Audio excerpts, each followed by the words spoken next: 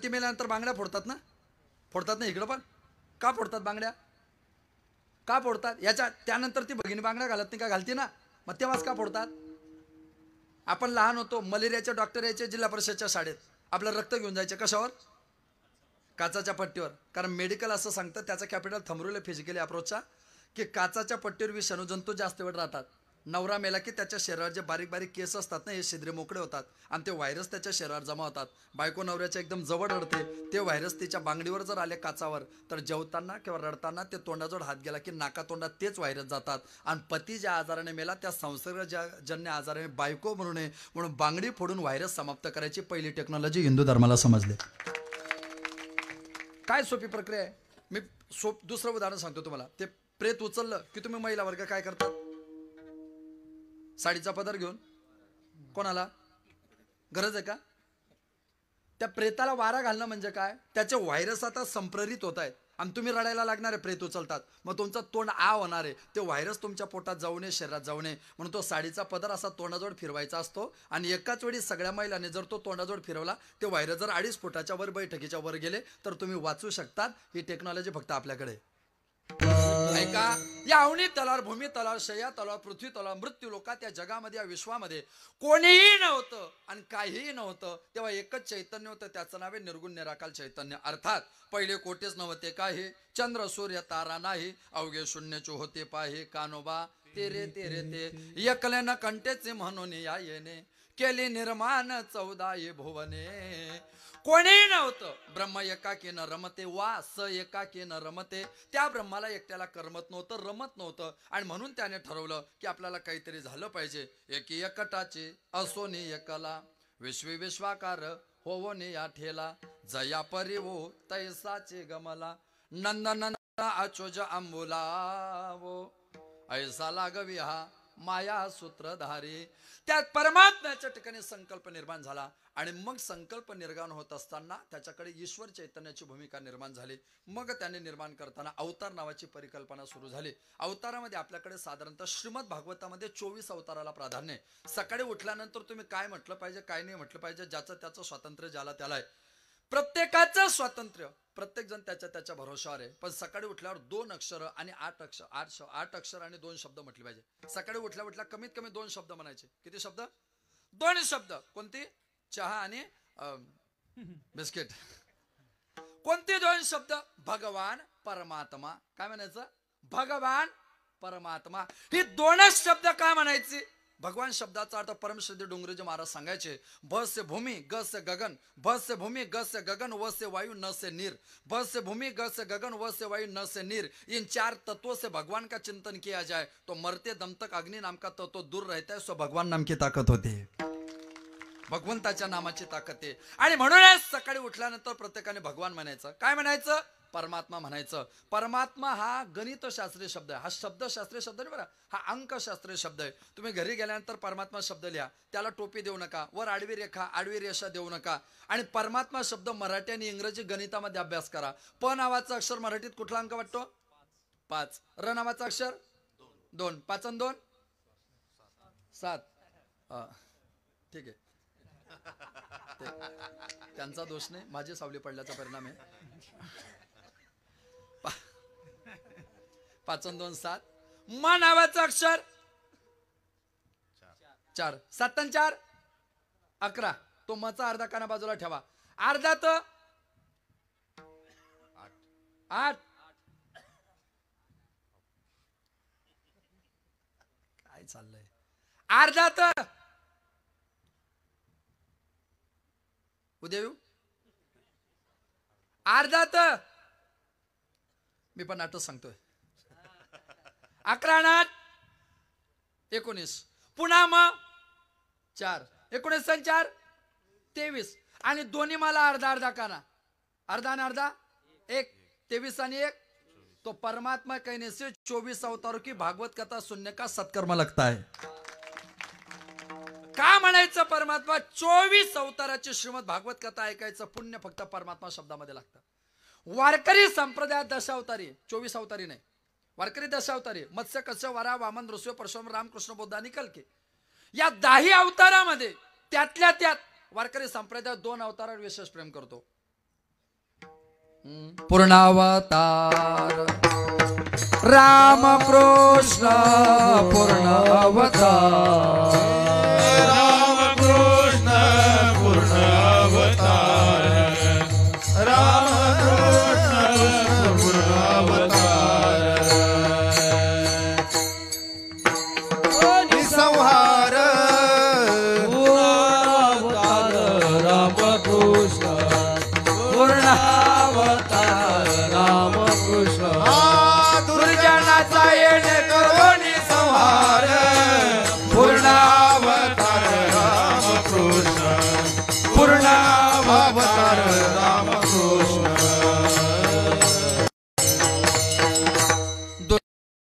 करुणे संहार पूर्ण अवतार रामकृष्ण नामे ये दोन्ही साजेरी हृदय मंदिरे स्मराकारे. दोन नाम महत्वाचे, एक राम आणि एक कृष्ण. का म्हणायचं कृष्ण? श्री महाराज सांगायचे, डोंगरेजी महाराज, कृष्ण का म्हणायचंय? कृ ष ण, तीन शब्द, तीन अक्षर है. कृ ष न. कृ का मतलब होता है माँ की कोख से मुक्ति, श का मतलब होता है संसार के शोक से मुक्ति, और न का मतलब होता है यमराज के नरक से मुक्ति. जिस भगवान का नाम लेने के बाद माँ की कोख, संसार का शोक और यमराज का नरक तीनों से मुक्ति दिलाता है, वही तो कृष्ण होता है. कृष्ण शब्दाची ताकद ही आहे. जो मुक्ती देतो ना तो कृष्ण आहे. हितपर्यंत ठीक आहे. आता पुढं काय? आता पुढे राम. आता पुढं काय? राम. अगर राम है तो आराम है. राम के साथ जिंदगी है तो जिंदगी में आराम है. अगर राम के साथ जिंदगी है तो जिंदगी में आराम है. राम के बिना जिंदगी है तो जिंदगी भी हराम है. आराम है. राम के बिना भी हराम आहे. अशा बऱ्याच हरामांना पुन्हा खोर लावावं लागतं. म्हणजे कोणता खोर?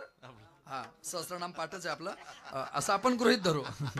ऐका ऐका, राम आपल्या जीवनाचं सार. मी आपल्याला एक व्याकरणातला श्लेष सांगतो. एक संधी आहे, एक विग्रह. ज्याला समजलं त्याला संधी, ज्याला नाही समजलं त्याने टेन्शन घ्यायचं नाही. फक्त काल्याच्या दिवशी प्रसाद घेतल्याशिवाय जायचं नाही. कीर्तन काय 12 महिने चालू राहतं. शेवटी महत्वाचं काय असतं? शाबास. काही काही लोक 7 दिवस येत नाही. त्यांना म्हणा या ना, आमचं पुण्य नाही, देव आम्हाला बोलवत नाही. काल्याच्या दिवशी आजार. आज कस काय आले? प्रसादाला पाठ कशी द्यावी? तुला पाठी सगळं डोसलून न्यावा म्हणजे अंदाज लागेल तुला काय तर. ऐका, आराम की जरूरत हो तो बस एक काम कर. क्या? आराम की जरूरत हो तो बस एक काम कर. राम के शरण में राम राम कर, बाद में जिंदगी भर आराम कर. आराम की जरूरत हो तो बस एक काम कर. राम की शरण में राम राम कर, बाद में जिंदगी भर आराम कर. ज्यांना समजलं त्यांना धन्यवाद, बाकीचे आराम कर. एवढं अर्जंटने सगळ्यांना समजलं पाहिजे. आणि म्हणून आम्ही प्रत्येकाने राम म्हटला पाहिजे. काय रामाचं वैशिष्ट्य? हो, राम म्हणता वाट चाली, यज्ञ पाऊला पाऊले, तीर्थयात्रा मुखी राम, हाची माझा नियम सिद्धीने. तुम्ही सांगता ना राम म्हटलं पाहिजे, आम्ही राम म्हणायला तयार आहे. म्हणणारे राम, पण तो राम आम्ही कसा म्हटला पाहिजे? सर्वा घटे राम शोध, सर्वा घटे राम भाव शुद्ध, सर्व घटी राम भाव शुद्ध, सर्व घटी राम भाव शुद्ध. जप तप कर्म क्रिया नेम धर्म, जप तप कर्म क्रिया नेम धर्म, जप तप कर्म क्रिया नेम धर्म, जप तप कर्म क्रिया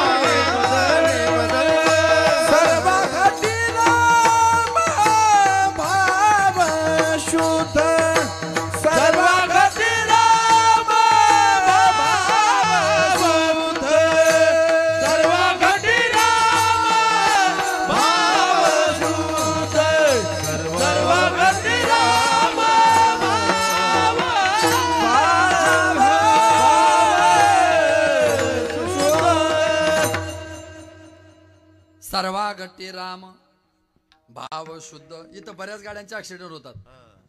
आपण म्हणायचं भाव शुद्ध, ते म्हणतात देहा देई एक. मग त्यांना सांगावं लागतं तुमच्या गाडीला ब्रेक लावून आमची ओव्हरटेक होऊ द्या. राम म्हणायचंय पण कसा? भाव शुद्ध. भाव असेल तर देवे. भावेन देवम कलया नरेंद्रम धनेन कांता कपटेन शत्रू सत्यन मित्रम कृपयाश्च पुत्रम ज्ञानेन मोक्ष वशमानयन्ति भावे विन भक्ते भजका त्वरित भाव बडे आकडे भावे गावे काही न लगे एक देवा कारणे गिरधर लालतो भाव का भूका तरी काय काय आगाऊपणा करतात. देव भावाचा नाही कोणाच्या पप्पाचा. एक सांगू का वाक्य सगळ्यांची माफी मागून? कीर्तनामध्ये कविता, देशभक्तीपर गीतं, लोकगीतं, भावगीतं, मायबापाचे गीतं, गावठी पिक्चरचे गाणे प्रमाणाला जोडून म्हटले तर खाली बसणारे लोक मान डोलवतात आवाज गोड असल्यामुळे. कीर्तनामध्ये असं सगळं म्हटलं की कीर्तन ऐकणारे लोक मान डोलवतात. कीर्तनात वारकऱ्याची चाकोरी आणि नानाचा आदर्श ठेवून प्रमाण म्हटले की देव मान डोलवायला लागतो. आम्हाला लोकांनी मान डोलवले पाहिजे ह्याच्याकरता नाही बोलायचंय, आम्हाला देवानी मान डोलवली पाहिजे ह्याच्याकरता बोलायचंय. त्यांचं काय, जडक्याचा पाटील बाजूला करा, शेणखेड्याचे पाटलीन उभे करा तरी ते मान डोलवतील, उलट मंडप कमी पडेल.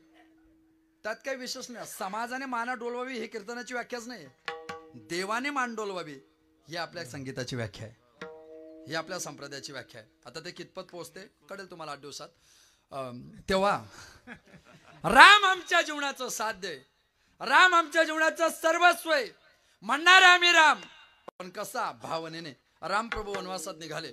पहिला दिवस, दुसरा दिवस, तिसरा दिवस आणि तिसऱ्या दिवशी रामाला वनवासामध्ये वनाची देवी भेटली, तिचं नाव वनदेवी. ती वनदेवी राघवाला भेटली. प्रभू सांगा मी तुमची काय सेवा करू? रामप्रभू म्हटले तुला सेवाच करायची? हो सेवाच करायची. जर तुला सेवाच करायची असेल ना तर माझा वनवास चालू झालेला आहे. आणि वनवास चालू झाल्यानंतर वनामध्ये माझ्या रस्त्यात जेवढे काटे ना तेवढे सगळे काटे बाजूला कर आणि रस्ते फुलासारखे अतिशय चांगले स्वच्छ आणि नरम कर. त्या वनदेवीने सांगितलं प्रभू मी तुमच्या रस्त्यातले सगळे काटे बाजूला काढायला तयार आहे, रस्ता अतिशय स्वच्छ करायला तयार आहे, मला फक्त एवढं सांगा तुम्ही कोणत्या रस्त्याने वनवासात जाणार आहे? मर्यादा पुरुषोत्तम प्रभू रामचंद्र सांगतात ज्या रस्त्याने मला वनवासात जायचंय त्या रस्त्यावरचे काटे बाजूला करायचे नाही. म्हणे मग ज्या रस्त्यावर मी चालून आलोय त्या मागच्या रस्त्यावरचे काटे बाजूला करायचे. ती वनदेवी हसली. प्रभू तुम्हाला वनवास पुढे, मग मागच्या रस्त्याचे काटे बाजूला करून काय फायदा? राघवाचा भाव पा काय, रामाचा भाव. राम सांगतात उद्या भविष्यामध्ये माझा भरत आणि माझ्या अयोध्येचे भक्त मला भेटण्याकरता येणार आहे आणि माझ्या भक्ताच्या रस्त्यात काटे नको म्हणून तुला मागचे रस्ते स्वच्छ करायचे. तुम्हाला राम समजायचा नाही तर भाव महत्वाचा आहे. हसली ती वनदेवी. इतका नाजूक आहे का तुमचा भरत की रस्त्यात काटे असले की घाबरून जाईल? राघव म्हटले माझ्या भरताच्या रस्त्यात किती काटे असले ना माझा भरत घाबरणार नाही, माझे भक्त घाबरणार नाही. पण ते काटे पाहिले ना त्यांच्या डोळ्यातून पाणी येईल की आमचा राम इतक्या कठीण काट्याच्या रस्त्याने वनवासात गेला पण ते रस्ते स्वच्छ दिसले तर त्याच्या मनाची भावना तयार होईल की आमचा राघव स्वच्छ रस्त्याने वनवासात जातोय म्हणजे त्याला मला पादुका देऊन रामराज्याची सांगड घालता येईल. राम कथाही भाव कथा आहे. उगा स्टेजवर गरमी होते म्हणून कूलर आणले की रामकथा होत नाही. म्हणून राम हे जीवनाचं सर्वस्व आहे. तो राम आम्हाला म्हणायचा आहे. पण कसा? सर्वागती राम भाव शुद्ध. हा चला हरकत नाही. चला आपल्या भावकीतले भांडणं आपण सोडू.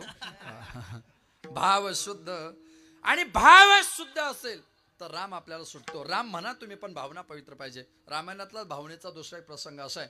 रावणाचा एक सज्जन भाऊ आहे. रावणाचा एक सज्जन भाऊ आहे. त्याचं नाव आहे बिभीषण.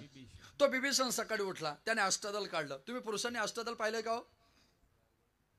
तुम्ही अष्टदल पाहिलंय का? बरं ठीक आहे.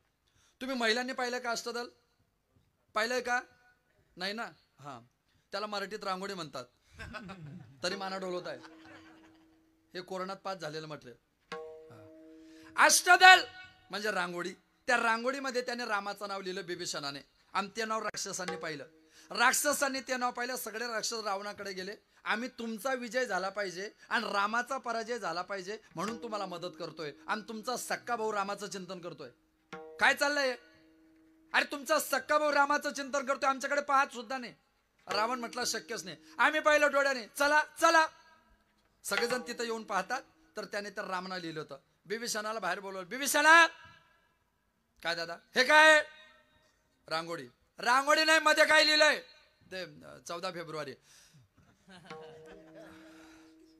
व्यवस्थित सांग दादा. ते प्रेमाचं प्रतीक आहे. 14 फेब्रुवारी प्रेमाचं प्रतीक नाही. 14 फेब्रुवारीला कोणता दिवस असतो? कोणता डे?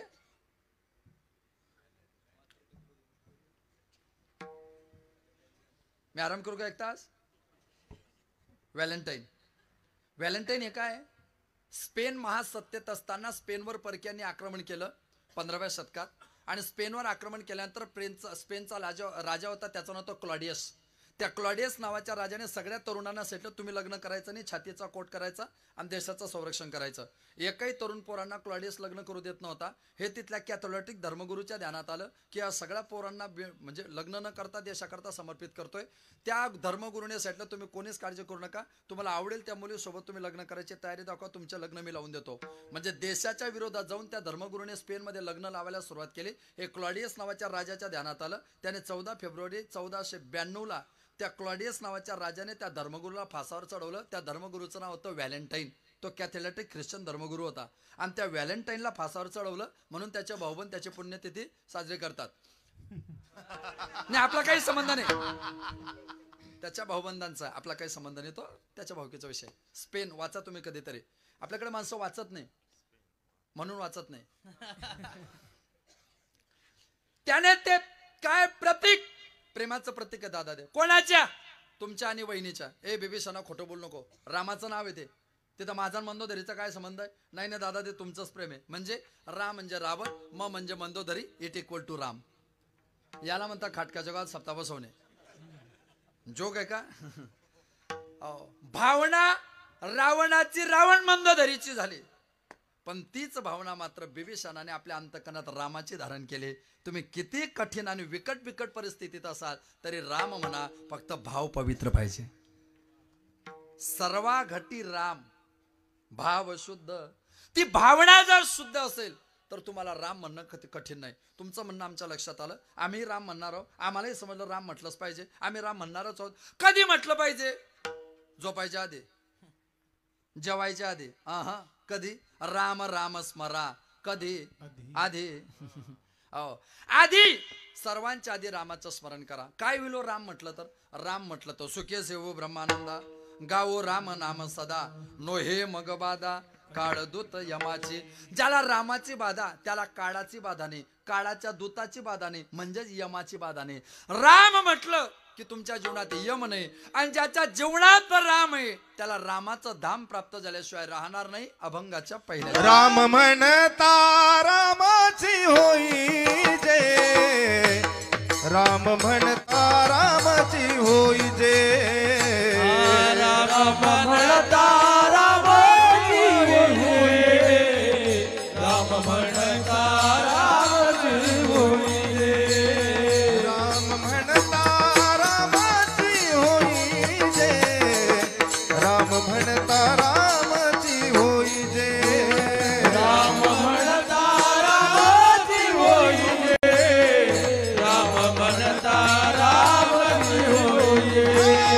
पदी पैसोनी पदवी घ्यायचे, पदी पैसोनी पदवी घ्यायचे, पदी पैसोनी पदवी घ्यायचे, पदी पैसोनी पदवी घ्यायचे, पदी पैसोनी पदवी घ्यायचे, पदी पैसोनी पदवी घ्यायचे, पदी पैसोनी पदवी घ्यायचे, पदी पैसोनी पदवी घ्यायचे.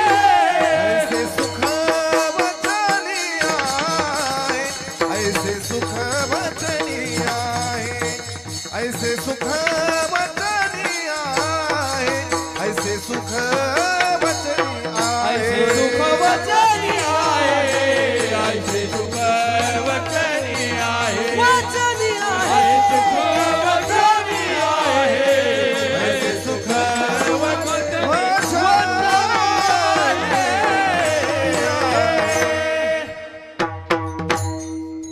राम म्हणता रामाचे व्हायचे, पदे बैसोने पदवी घ्यायचे.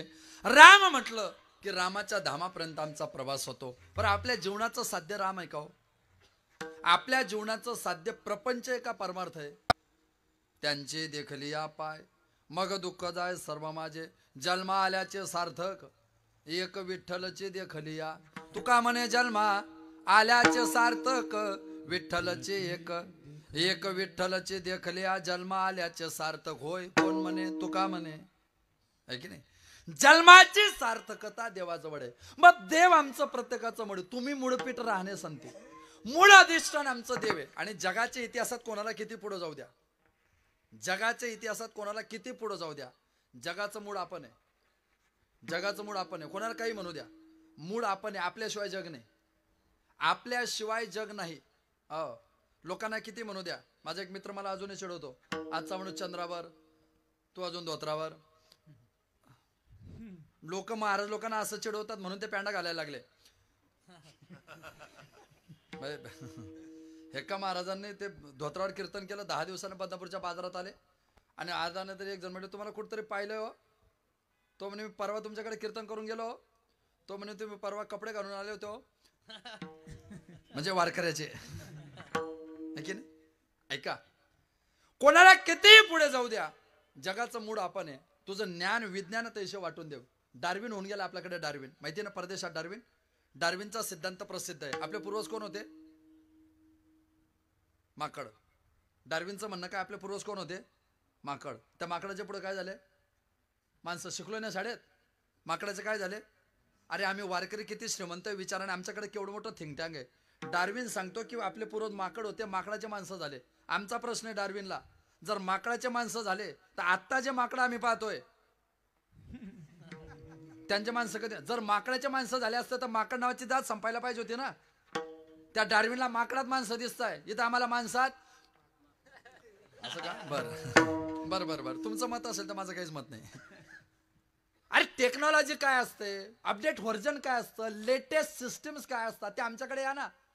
आमचा पहिला अवतार मत्स्य. मत्स्य म्हणजे मीन. मीन म्हणजे मासा. मासा कुठे असतो? पाण्यात. मासा हायवेला असतो? असतो? असतो? नसतो? हा बर. पहिला अवतार 100% पाण्यात मीन. दुसरा पाणी आणि जमीन 50-50 कच्छ कासव. तिसरा 100% जमीनवर वराह. चौथा वरचं शीर्षयाचं खालचं दड माणसाचं, माणसाकडे येतोय. पाचवा बटुरूपधारी वामना, अतिशय सुंदर आणि साजूक अवतार. सातवा अतिशय क्षत्रिय वृत्तीचा परशुराम. आठवा शांत वृत्तीचा राम. नववा आमच्याकडे 8वा अवतार नटखट भगवान श्रीकृष्ण परमात्मा. आणि सगळ्या अवताराचं बीजारोपण विटेवरी ज्याची पाऊले समान तोचे कदान शुरदाता पांडुरंग. याला म्हणतात व्हर्जन अपडेट करायची प्रक्रिया. याला म्हणतात लेटेस्ट सिस्टीम उभी करायची प्रक्रिया. कोणाकडे ही प्रक्रिया?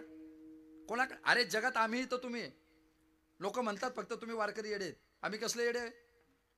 हिरण्यकश्यप नावाचा राक्षस झाला, त्याला 4 पोर होते, लाद, अनुलाद, सल्लाद, प्रल्हाद. त्या प्रल्हादाला कोणी उपदेश केला? नारदाने. नारदाच्या हातात काय होतं? गिटार. नाही हा, तुम्ही पटकन बोलत जा. मला माझ्या कीर्तनात गॅप चालत नाही. मी एकदा सुरू झालो की जय विठ्ठल पर्यंत मला कनेक्टिव्हिटी कंटिन्युटी टिकून राहिली पाहिजे. गॅप पडला की मला काही पण सुचायला लागतं. माझी पद्धत आहे, मी जेवढं पाठ केलंय तेवढं समोरच्याला ऐकावंच लागतं. No adjustment. 10:30 वाजले, 11:45 वाजले, कीर्तन संपवा, मला कोणीच इशारा करायचं नाही. मग पानं संपले की मी लगेच थांबेल. मध्येच लाईट गेली, मध्येच प्रॉब्लेम झाला, तुम्ही लगेच 10:15 आला म्हणा कीर्तन संपव. मला मध्ये पण थांबता येत नाही, मला टेन्शन येतं. मग कोणत्या पान नंबरवर थांबव? मला बाहेरून प्रमाण दिलेलं चालत नाही. मला माझेच आवरल्या जात नाही, त्यांच्या कुठं ढोळा.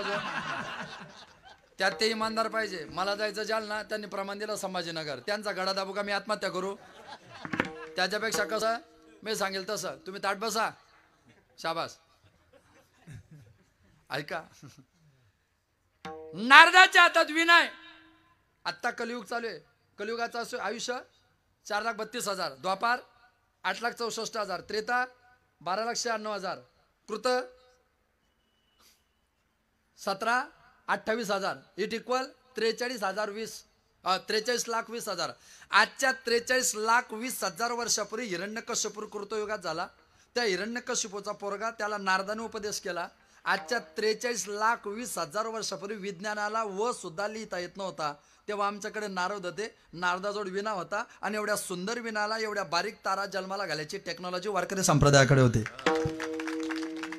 आम्ही काय धोत्राळ बिन करतो वाटलं का तुम्हाला? मूळ आम्ही ना, मी किती प्रक्रिया सांगू तुम्हाला. आता आपण आजारी पडलो, कुठं जातो? कोर्टात. पटकन पटकन कनेक्टिव्हिटी. हा अटेन्शन. माझं आपलं कीर्तन ऐका म्हणजे 4G मध्ये बसणं. आपल्याला 2G 3G चालत नाही. सध्या भारतात 2च लोकांची मजा आहे, फक्त 2. तिसरा माणूस अजून यायचा बाकी आहे. महाराष्ट्राच्या बाहेर गेलं की बागेश्वर, आणि महाराष्ट्रात आलं की ज्ञानेश्वर. बाकी हे बाकीचे तर हे चालून जातील 2-3 वर्ष गाण्या गुन्ह्यावर. बाकी DNA लागतो रक्तात, तो आमच्या वारकऱ्याचा रक्तात, DNA आमच्या रक्तात. असा टाइमपास DNA नाही, तो जन्माला घातलेला DNA नाही, तो आलेला DNA. ज्ञानोबा तुकोबाराच्या परंपरेचा DNA. कीर्तन ऐकायला नवीन 50 लोक आले नाही तर चालतील, पण ज्या 50 वर्षापासून कीर्तन ऐकताय ना, त्यांना चुकीचं कीर्तन ऐकायची सवय लागू देणार नाही. एवढी संप्रदायाची परंपरा टिकवेल.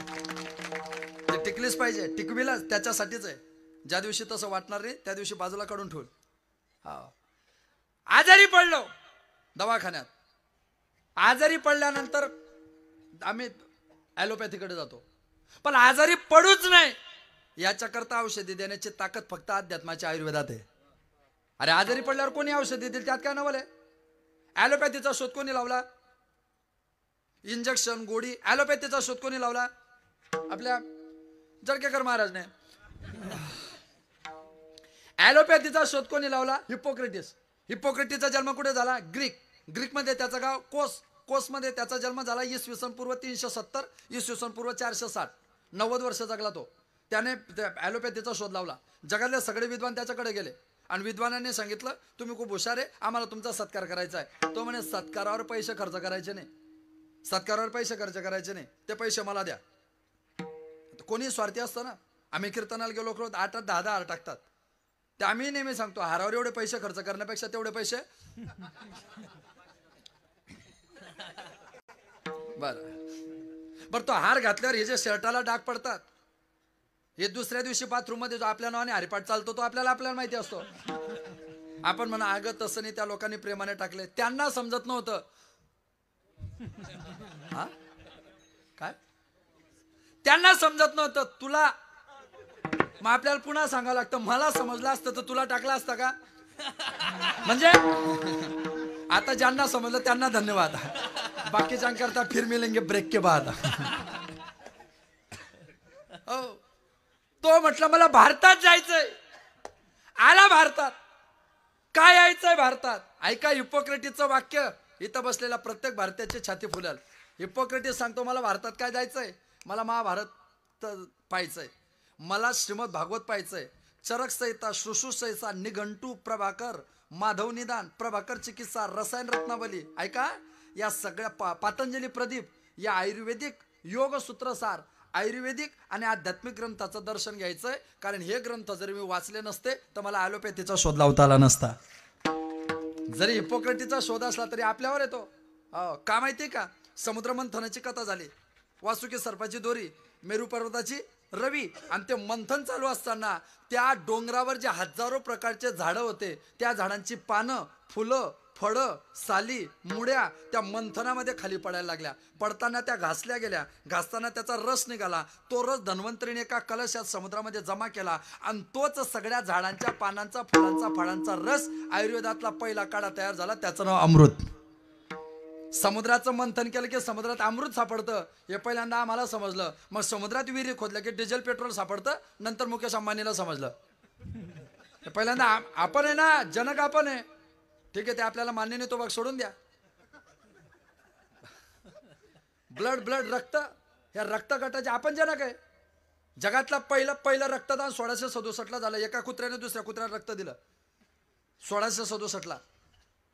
गावरान गाय का पाडायची असते? गावरान गायमध्ये 800 प्रकारचे रक्तगट आहे. कुत्र्यामध्ये 13 प्रकारचे रक्तगट आहे. मांजरीमध्ये 11 प्रकारचे रक्तगट आहे. आपल्यामध्ये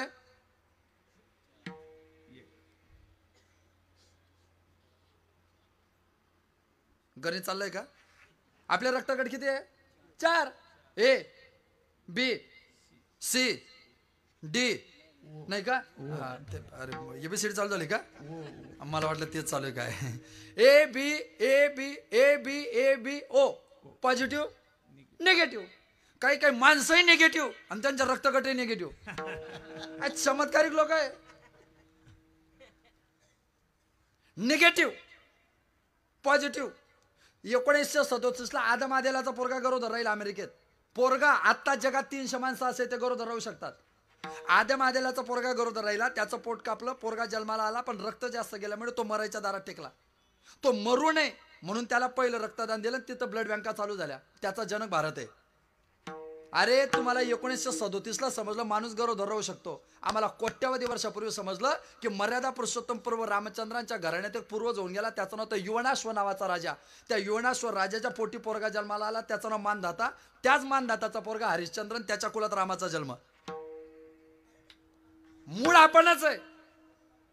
टेक्नॉलॉजी आपणच देऊ. आपल्यासारखी टेक्नॉलॉजी जगाच्या इतिहासात कोणी देऊ शकत नाही. कोणीच देऊ शकत नाही. ते फक्त आपण देऊ शकतो भारतीय लोक. का?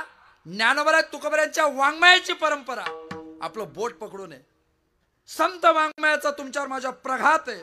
आणि म्हणून रामकृष्ण हे तुमच्या माझ्या प्रत्येकाच्या जीवन शलाख्याचं प्रॉपर मूळ आहे. विठ्ठल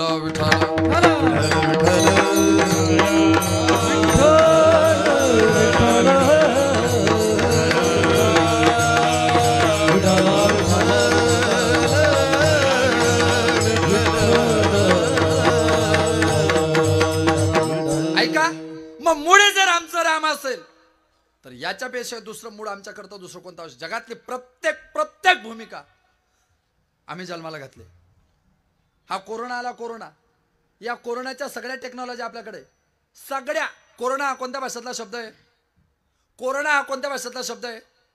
मराठी, हिंदी, इंग्रजी, Spanish, Dutch, France, Japan, Hebrew, Urdu, Farsi, China, आमच्या खानदेशात आयराणी.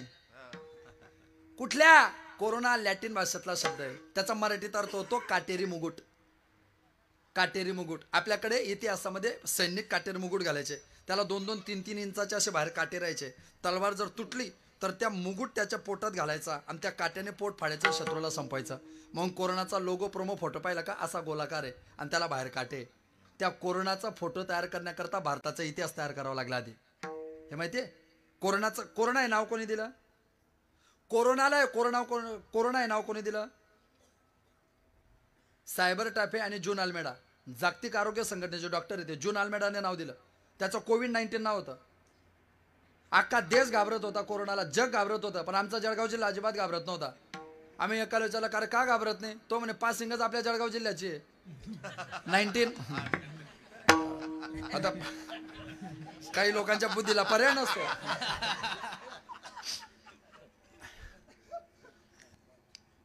तुम्हाला आता कोरोनामध्ये समजलं मास्क लावलं पाहिजे, बरोबर आहे ना? आपल्याकडे पती मेल्यानंतर बांगड्या फोडतात ना? फोडतात ना इकडं पण? का फोडतात बांगड्या? का फोडतात? त्यानंतर ती भगिनी बांगड्या घालत नाही का? घालते ना. मग तेव्हाच का फोडतात? आपण लहान होतो, मलेरियाचे डॉक्टर यायचे जिल्हा परिषदच्या शाळेत, आपलं रक्त घेऊन जायचे. कशावर? काचाच्या पट्टीवर. कारण मेडिकल असं सांगतं, त्याचा कॅपिटल थंबरुले फिजिकली अप्रोचचा, की काचाच्या पट्टीवर विषाणू जंतू जास्त वेळ राहतात.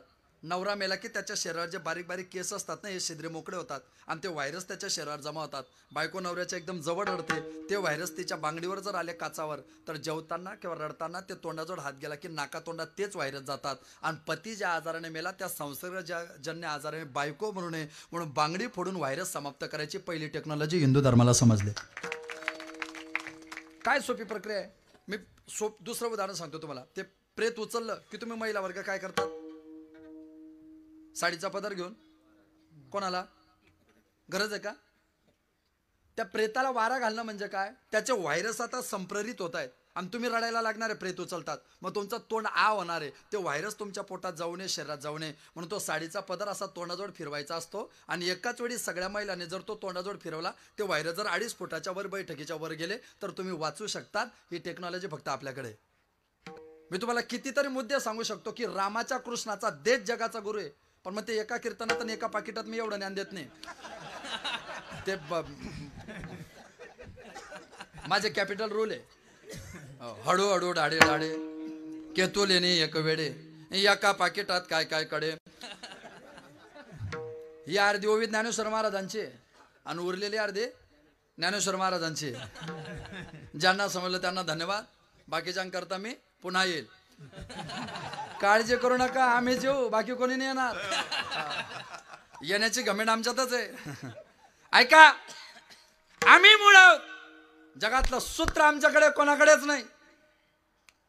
त्या रामायणामध्ये रघु नावाचा राजा होता. त्या रघु नावाच्या राजाला अज नावाचा पोरगा होता. त्या अज नावाच्या राजाची पत्नी, तिचं नाव होतं इंदुमती. ह्या इंदुमतीला अज राजाला मुलगा होता, त्याचं नाव राजा दशरथ. या इंदुमतीचं माहेर महाराष्ट्रात होतं. महाराष्ट्रात 2 जिल्ह्याच्या बाउंड्रीवर होतं. एकीकडे अमरावती, एकीकडे वर्धा. मधून नदी गेली आणि गाव 2 ठिकाणी वाटलं गेलं. त्याचं नाव आहे कौंडण्यपूर. कृष्णाची सासरवाडी आणि दशरथाचे मामा एकाच गावचे. हो, एकाच गावचे. राजा दशरथ तरुण होते आणि तरुण असल्यामुळे राजा दशरथ एक दिवस स्वर्गात गेले. दशरथाचा संपर्क मोठा. दशरथ स्वर्गात गेले. आता स्वर्गात दशरथ गेले. स्वर्गात सगळे इंद्र, चंद्र, महेंद्र, गजेंद्र, उपेंद्र, जितेंद्र, आपला धर्मेंद्र. गैरसमज करू नका. धर्मेंद्र म्हणजे काय? धर्मेंद्र शब्दाचा अर्थ असा आहे शास्त्रामध्ये, तो चतुर्थ गणाचा धातू व्याकरणात. ध्रुव धारयती. धारयती म्हणजे धारण करणे. इंद्र म्हणजे इंद्रिय. देवाच्या प्राप्तीकरता ज्याने इंद्रिय धारण केले तो धर्मेंद्र. तुम्हाला काय वाटलं? हा, तोच धर्मेंद्र. ऐका, सगळे सगळे सगळे देव. आता इंद्र काय पितो? 90. हा, बरं झालं सांगितलं. इंद्र काय पितो? अमृत. जो लोग अमृत पीते वो देव होते. जो लोग अमृत पीते वो देव होते. जो लोग विष पीते वो महादेव होते. जो लोग रोज थोडी थोडी पीते वो पतिदेव होते. ऐका, इंद्र, सगळे देव. कोपऱ्यात एक देवता बसलेली. त्या देवतेच्या डोळ्यावर काळी पट्टी. इंद्राने विचारलं, हे काय? बोले शनिदेव. पट्टी का? बोले नजर पडले की दुःख भोगावं लागतात. तरुण दशरथ. तारुण्यात माणसाच्या हातून निर्णय चुकतात. दशरथ जवळ गेले आणि ते डोळ्यावरची पट्टी बाजूला काढली. दशरथावर शनिदेवाची नजर पडली. दशरथ बेशुद्ध झाले, मूर्छित पडले, पतन झाले. स्वर्गातून खाली पडणार. पाण्यात पडले बुडून मरणार. जमिनीवर पडले मरणारच मरणार. आता दशरथाला कोणी वाचवू शकत नाही. आणि आकाशातून दशरथाचं पतन होताना आकाश मार्गामध्ये गिद्ध जातीचा एक प्राणी उडत होता. त्याचं नाव होतं जटायू. त्या जटाईने पंख व्यापक केले आणि दशरथाला झालं. पक्षी जेव्हा उडतात ना, पक्षी तेव्हा 4 प्रकारे उडतात. उड्डीन, चड्डीन, प्रडीन, आवडीन. महाभारतातले प्रकार आहे. महाभारतातले प्रकार आहे. आणि केव्हा झालंय माहिती का? कर्ण जेव्हा सेनापती झाला युद्धाचा आणि कर्ण युद्धाला निघाला आणि कर्णाचा सारथी शल्य होता. शल्याने तिकडं जाताना शल्य, कर्ण थांब. म्हणा काय, तुला गोष्ट सांगू का? कर्ण म्हटलं, मी युद्ध करायला चालू, मला कशाला गोष्ट सांगतो? ऐकावी लागेल. सांग. गावात एक पाटील होते. मग ते खूप श्रीमंत होते. मग रोज त्यांच्याकडे 100-200 लोक पक्वानं जेवण करून जायचे. मग काही लोक पत्रावडीवर उष्ट पाडायचे. बरं, मग ते उष्टावडी पत्रावडी एका झाडाखाली टाकल्या जायची. मग त्या झाडावर एक कावडा होता. बरं, मग तो कावडा त्या खाली उतरायचा. त्या उष्टावडीवरचं पत्रावडीवरचं अन्न खायचा. 4च महिन्यात तो कावडा त्या उष्ट्या पत्रावडीवरचं उष्ट अन्न खाऊन मजबूत झाला. आणि मग एक दिवस गरुडाकडे गेला आणि तो कावडा गरुडाला बोलायला लागला, माझ्यासारखा उडून दाखव. कोण? कावडा. कोणाला? कर्ण म्हटलं, तू मला ही गोष्ट कशाला सांगतोय? शल्य म्हटलं, तुला कळतंय का? तुला कळतंय का? गावच्या पाटल्याच्या चतकोर तुकड्यावर मजबूत झालेला कावडा गरुडाला चॅलेंज करायला गेला की त्याचा पराभव जसा निश्चित आहे, तसा दुर्योधनाच्या चतकोर तुकड्यावर मजबूत झालेला तू कावडा अर्जुनासारख्या गरुडाला चॅलेंज करायला गेला की तुझा पराजय निश्चित आहे. त्यावेळेस त्याला पक्षाचे प्रकार सांगितले. उड्डीन, चड्डीन, प्रडीन, आवडीन. उजवा पंख हलवताना पक्षी उडतो त्याला उड्डीन म्हणतात. डावा पंख हलवताना उडतो त्याला चड्डीन म्हणतात. दोन्ही पंख हलवताना पक्षी वर जातो त्याला प्रडीन म्हणतात. आणि दोन्ही पंख शांत करून पक्षी खाली येतो त्याला आवडीन म्हणतात. पक्षी 4दा उडतात तरी खाली येतात. आपल्याकडे 8 एकर जमीनवाले इतके उडतात. ते तर जाऊ द्या, हे 3 टिपणावाले एवढे उडतात की यांना असं वाटतं महाराष्ट्राचा वारकरी संप्रदाय यांच्याच पायाजवळ बांधला. आता बबलू 13 नंबर आहे का? थांबतो. उडू नका. जीवन गती का जीवन शलाका आहे. त्या जटाईने त्याला झेललं आणि राजा दशरथ त्याच्या स्वाधीन, अजय राज्याच्या स्वाधीन केलं. दशरथ शुद्धीवर आले. कोणी वाचवलं मला? या जटाईने. वा, तू खरा मित्र आहे. आम्ही फक्त सांगतो की जटाई दशरथाचा मित्र आहे, पण मैत्री कुठे झाली ते पण समजलं पाहिजे की नाही? कुठून झाली मैत्री? आम्ही संभाजीनगरहून बस स्टँडवर सोबत एसटीत बसलो. तो जालना एसटीत. तो माणूस मला ओळखत नाही शेजारचा, मी त्याला ओळखत नाही. त्याचं गाव मला माहिती नाही, माझं गाव त्याला माहिती नाही. त्याचं नाव मला माहिती नाही, माझं नाव त्याला माहिती नाही. तरी आमची बदनापूरपर्यंत मैत्री झाली. कसं काय? कारण माझ्याकडे तांबाखू होता, चुना नव्हती. त्याच्याकडे चुना होता. काहीतरी कारण असेल ना मैत्रीला. त्या जटायूने राजा दशरथाला वाचवलं. तुला राज्य देऊ का अयोध्येचं? तो म्हटला नाही राजा. काय पाहिजे तुला? तो म्हटला मला काहीच नको, माझी एकच इच्छा आहे जी कोणीच पूर्ण करू शकत नाही. म्हणे काय? माझी इच्छा होती, मी माणूस पाहिजे होतो, माझे लग्न व्हायला पाहिजे होतं, मलाही एखादा मुलगा व्हायला पाहिजे होता, आणि अंत्येष्टिक्रिया माझ्या पोराच्या हातून त्याच्या मांडीवर माझं प्राणोत्क्रमण व्हायला पाहिजे होतं. एवढंच. हा अयोध्येचा राजकुमार दशरथ तुला शब्द देतो, जेव्हा केव्हा भविष्यात माझं लग्न होईल आणि मला पहिला पोरगा होईल, तो मी तुला दत्तक म्हणून देईल. पुढे कौशल्या मातेसोबत राजा दशरथाचं लग्न झालं. रामाचा जन्म झाला, आणि रामाचा जन्म झाल्यावर 2, 2.5, 3 तासाच्या रामाला जटायू घेऊन गेला. वचन दिलंय तुम्हाला. त्या 2.5 तासाच्या जटायू 2.5 तासाच्या रामाला घेऊन वनात गेला. वनात गेल्यानंतर नारदाची भेट झाली. श्री संताच्या माथा चरणावरी साष्टांग करी दंडवत, आणि मग सांगितलं घालिया संतासी आसने पूजा करी काय वाचा म्हणे. एका जनार्दनी जाणे इच्छिले ते पूर्वी, एका जनार्दनी संत पूर्ण करते मनोरथ. साधू संत आले घरा खिडक्यादार, आपलं तोची दिवाळी दसरा. काही म्हणी घातक असतात. ज्याची खावी पोळी त्याची करावी होडी, वाजवावी टाळी. महाराज आपण आलात, सांगा माझ्या पोराचं नाव काय ठेवू? पूर्वी हे जुने लोक सांगतील, आजच्या 20 वर्षापूर्वी 70% लोकांचे नाव देवाचे होते. असे एखाद्या गलीत गेले तर 7-8 ज्ञानेश्वर सापडायचे, इतके देवाचे नाव. आता 10 वर्षात झालं गुड्डी, बंटी, बबली, ताऊ, माऊ, साऊ, परी. त्या व्हॉट्सअप युनिव्हर्सिटीवर नवीन आले शब्द अजून, पिलू, खडूस. माझं तो डोकंच चाललं नाही, हा कुठला विश्वकोश आहे. हे का पोराचं नाव विकी. म्हणाला तुम्ही विकी काय म्हणता? हो आम्ही सगळे त्याला प्रेमाने विकी म्हणतो. म्हटलं हा विकी लग्न झालं की तुम्हाला दोन्हींना विकी. आता नावातच विकी, तर खरेदीचा काही प्रश्नच नाही ना. पण जुनं असं होतं का? पहा तुम्ही किती गोड नाव होते 10-20 वर्षापूर्वी. तुकाराम, नामदेव, ज्ञानेश्वर, एकनाथ, सकाराम, सीताराम, राजाराम, पुंडलिक, भगवान, पांडुरंग, गोविंद, नारायण, विठ्ठल. किती देवाचे नावं. आणि गावातले लोक एकदम हुशार. एखाद्याचं नाव तुकाराम असलं की गावातले लोक त्याला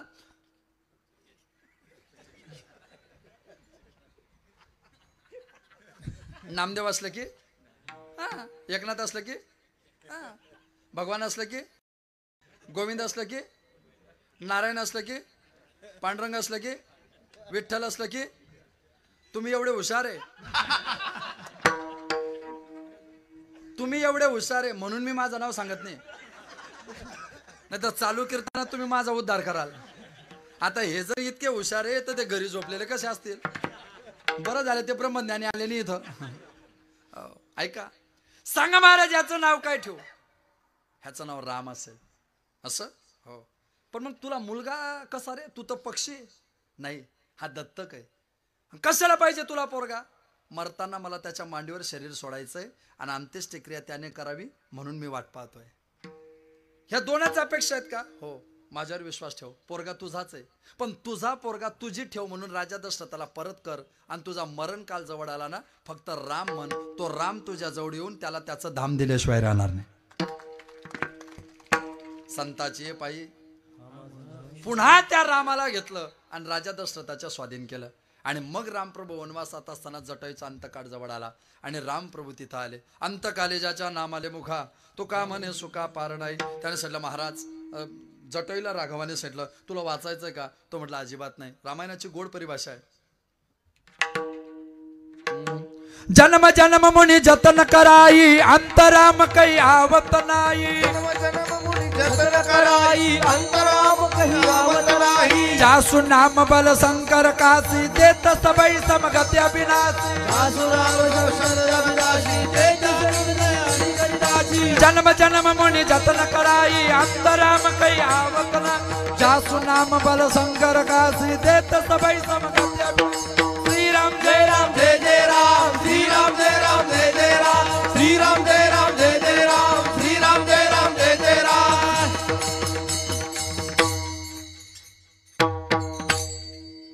जन्म जन्म मुनि जतन कराई अंत राम काही आवत नाही. जासु नाम बल शंकर काशी देत सबे समगती अविनाशी. लोक जन्माच्या जन्म तपश्चर्या करतात तरी त्यांच्या तोंडात कधी राम येत नाही. माझं काय भाग्य आहे, तोंडात राम आणि डोळ्यासमोर राम आहे. देवा मला जगायची इच्छा नाही, याला हिंमत लागते. बरं, मला जगायची इच्छा नाही हे वाक्य काढायला हिंमत लागते. एकीकडे 90व्या वर्षी सुद्धा मला वाटतं की अजून 1 वर्ष तरी जगलो पाहिजे. 90व्या वर्षी सुद्धा आम्हाला वाटतं अजून 1 वर्ष जगलो पाहिजे. ह्याच्या उलट वयाच्या 22व्या वर्षी कार्तिक शुद्ध एकादशीला पंढरपूरला गेले, पांडुरंगाचं दर्शन घेतलं आणि देवा वद्य एकादशीला समाधी घ्यावी असा मानस आहे, असा महायोगी मुक्त कैवल्य तेजोनिधी ज्ञानोबा आहेत. वयाच्या 22व्या वर्षी ज्ञानोबा जगण्याविषयी अनास्था निर्माण करतात. काय हिंमत असेल ज्ञानोबरांमध्ये, काय वैशिष्ट्य असेल ज्ञानोबा. हे बघा समाध्या अनेक आहे, संजीवन समाधी एकच आहे. समाध्या अनेक आहे, संजीवन समाधी एक आहे. तुम्ही आम्ही जिवंत समाधी घेतो, आम्हाला खड्डा खोदल्या जातो, जमिनीत पुरल्या जातं. 2 महिने 4 महिने 10 महिने वर्ष 1.5 वर्ष 2 वर्ष 3 वर्ष 5 वर्ष ती माती जर उकरली ना तर शरीर संपलेलं असतं, फक्त हाडाचा सांगाडा असतो. संजीवन समाधीमध्ये तसं नसतं. ज्ञानोबांनी जेव्हा समाधी घेतली तेव्हा आईसाहेब जनाबाई हजर नव्हत्या. जनाबाईंना नंतर माहिती पडलं की ज्ञानोबांनी समाधी घेतली. जनाबाई आळंदीत आल्या, मला ज्ञानोबांना पाहायचंय, आग्रह केला आणि ते जे विवर आहे ना ते उघडलं. त्याला तीर्थ विवर म्हणतात, काही लोक विवर तीर्थ म्हणतात. ते विवर तीर्थ उघडलं आणि आतमध्ये जनाबाई अनेक दिवसानंतर जेव्हा ज्ञानोबांना पाहतात तेव्हा नुकतंच स्नान करून देवपूजे करता बसलेला साधक असावा अशी मुद्रा ज्ञानोबांची दिसली. याला संजीवन समाधी म्हणतात. यात नवल नाही. ज्ञानोबांच्या समाधीला 100 वर्ष झाले, 200 वर्ष झाले, 300 वर्ष झाले, 350 वर्ष लगभग व्हायला आली. आणि एक दिवस ज्ञानोबा पैठणच्या एकनाथ महाराजांच्या स्वप्नात आले. अजान वृक्षाची मुडी कंठाशी लागली. ती अजान वृक्षाची मुडी माझ्या कंठाला लागली, मला त्रास होतोय, तेवढी काढून घ्या. इथून माझे नाथ महाराज आळंदीला गेले. ते विवर पुन्हा उघडलं आणि उघडल्यानंतर ती अजान वृक्षाची मुडी कापली. पण चमत्कार हा आहे की ज्ञानोबांच्या समाधीला 300 वर्षापेक्षा जास्त वर्ष होऊन सुद्धा ज्ञानोबा जसेच्या तसे पंचकृत पंचमहाभूतामध्ये भासले. याला म्हणतात संजीवन समाधी. संजीवन समाधीमध्ये पृथ्वी नसते, आप नसतं, वायू नसतं, पृथ्वी नसते, आप नसतं, तेज नसतं, आकाश नसतं, फक्त वायव्य रूपाने शरीर भासतं. त्याला वायव्य समाधी पण म्हणतात आपल्या शास्त्रामध्ये. महायोगी वायव्य जीवन जगणारे ज्ञानोबा आहे. जटोईने म्हटलं मला जगण्याची इच्छाच नाही हो. अहो जगा ना. नाही जगण्याची इच्छा नाही. आणि शेवटी त्या जटाईच्या अंगावर सगळीकडे रक्त आहे, जखमा आहेत. राघवाच्या डोळ्यातून पाणी येत नाही. लक्ष्मण म्हणतात तुम्हाला रडू नाही येत का? येतंय. मग का नाही रडत? राघवाने म्हटलं माझ्या डोळ्यातून अश्रू आले आणि ते जर पुसल्या नाही गेले आणि ते त्याच्या जखमेवर पडले तर विज्ञान असं सांगतं अश्रू खारट असतात, म्हणजेच अश्रूमध्ये मिठाचं प्रमाण असतं. आणि ते खारट अश्रू जर जखमेवर पडले तर त्याला मरताना त्रास होईल. प्रसंगी डोळ्यातून पाणी आलं नाही तर चालेल, पण माझ्या भक्ताला मरताना माझं धाम प्राप्त करताना त्रास होणे अशी भावना ज्याची असते त्याचं नाव राम आहे. आणि म्हणून तुम्हाला मला प्रत्येकाला राम म्हणायचा. राम म्हणता रामाची वय जे. रामच तुमच्या माझ्या जीवनाचं साध्य आहे. रामच तुमच्या माझ्या जीवनाचं सर्वस्वत आहे. त्या रामाशिवाय तुम्हाला मला कोणी तारू शकत नाही. कितीतरी भूमिका मी आपल्याला सांगेल. तुम्ही रामायणच ऐकताय, मी काळजी घेतोय की पुन्हा रिपिटेशन होणार नाही त्याची, तेवढी मला गॅरंटी पण असते स्वतःवर. मै करो सबको प्यारा, मै करो सबसे नारा, मेरे झलक सबसे अलग, माय रूल माय लाईफ माय कीर्तना. मी कोणाची कॉपी करत नाही. माझी रेकॉर्डिंग त्याला ऐकू द्या, त्याचं बजेट बसणार नाही. आणि एखाद्याने केलंच पाठ तर मी त्याला पुढे टिकू देत नाही. मी झेरॉक्स टिकू देत नाही. ओरिजिनलला प्रॉब्लेम येतात. झाला ना. खऱ्या चाली उमेश बाने तयार केल्या आणि झेरॉक्सवाले 40,000 रुपये पोहोचून गेले. मग ते उमेशवाले वाईट वाटत असेल की नाही? ना हे तुमचंही असेल बऱ्याचदा. या झेरॉक्स ऐकून घेत नाही, त्यापैकी ओरिजिनल कार्ड घरी राहून जातात आणि झेरॉक्स फोकसमध्ये येऊन जातात.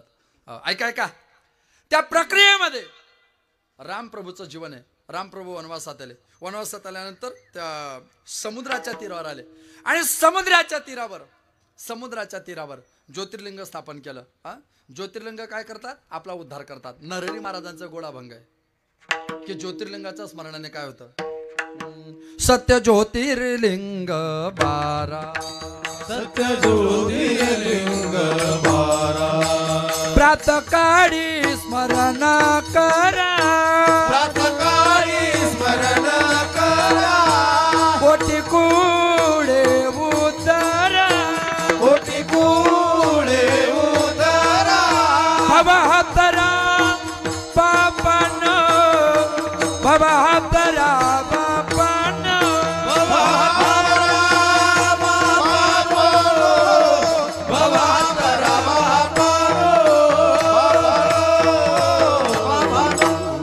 वाराणसी विश्वनाथ मोक्षदाता तो समर्थ.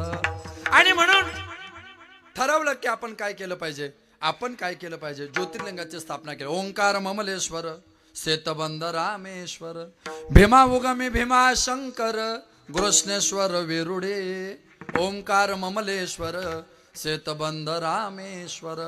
आणि मग स्थापना केली. स्थापना केल्यानंतर रामप्रभूने तिथं रावणाला मारायचं ना, बाण तयार करायला लागले. बाण, ते बाण लोखंडी बाण होते, ते विस्तवात तयार केले जायचे बाण. ते बाण गरम होते. त्या समुद्राच्या काठावर ओली रेती होती ना, त्या रेतीमध्ये रामाने बाण घेतला आणि रोवला. तो बाण वर काढला तर रक्ताने भरलेला होता, म्हणजे रक्ताडलेला होता, म्हणजे रक्ताने माखलेला होता, म्हणजे लालसर होता, म्हणजे रक्तयुक्त स्थितीजन्य होता, म्हणजे रक्तरंजित होता, म्हणजे रक्तलांछित होता, म्हणजे रेड होता. राघव वाटलं काहीतरी झालंय. अरे ती बाजूला केली. त्या बेडकाच्या पाठीत बाण होता. त्याला मनुष्यवाणी दिली. अरे तुझ्या पाठीत एवढा बाण गेला तरी ओरडत नाही. त्या बेडकाने मनुष्यवाणीने रामाला सांगितलं, प्रभू माणसाने माणसाला मारलं की तुमच्या मंदिरात येऊन तक्रार करता येते. जिथं देवच मारतोय तिथं तक्रार कोणाची करायची?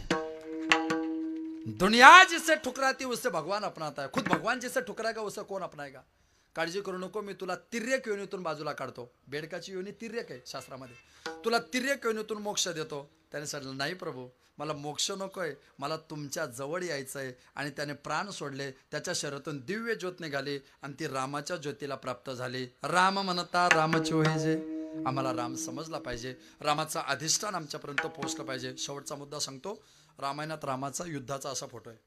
डावा पाय पुढं, डावा हात पुढं, उजवा हात मागे, उजवा पाय मागे. मग ते भांडणं झाले भावार्थ रामायणात. डाव्या हाताचे आणि उजव्या हाताचे भांडणं झाले. ह्या डाव्या हाताने उजव्या हाताला सांगितलं, का रे जेवायला पुढं, गुड मॉर्निंग करायला पुढं, मोबाईल घ्यायला पुढं, टाटा करायला पुढं. आणि आज रावण मारायचं आहे तर मी पुढं तू मागं.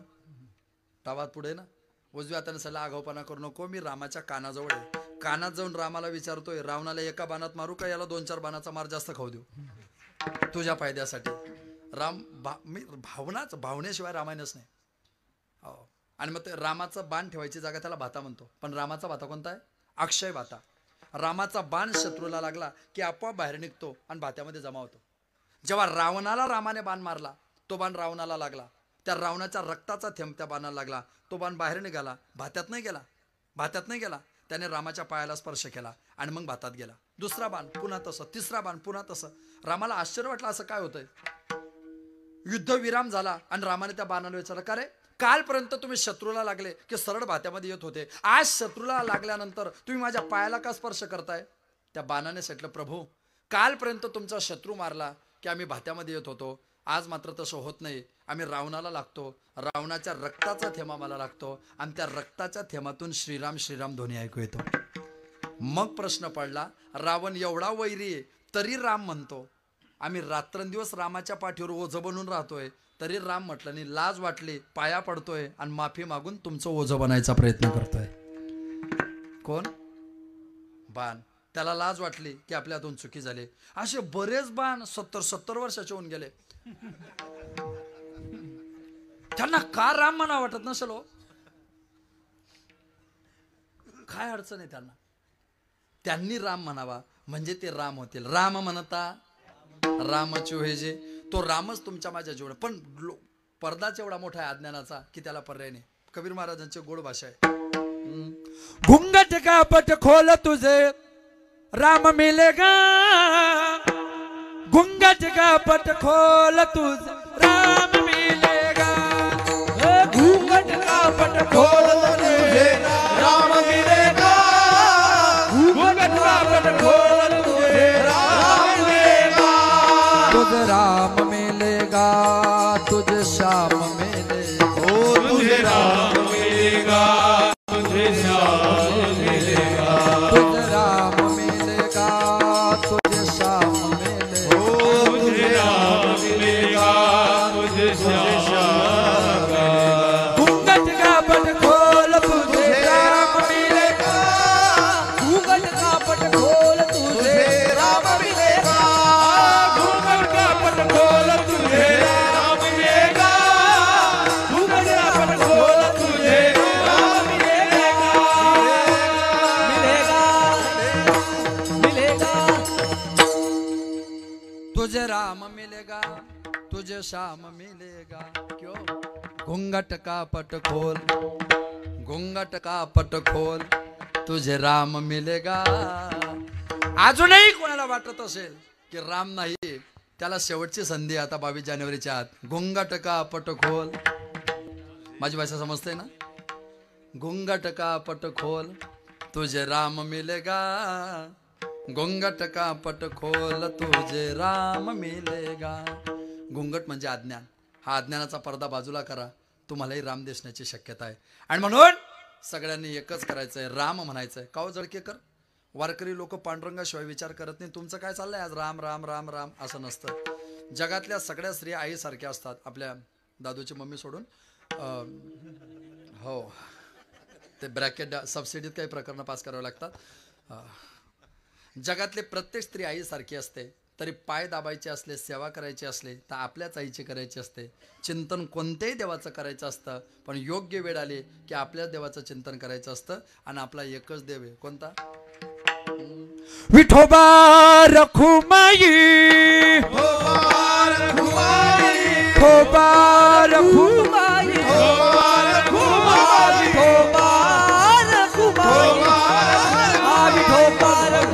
विठोबा रखुमाई, विठोबा रखुमाई, विठोबा रखुमाई, विठोबा रखुमाई, विठोबा रखुमाई,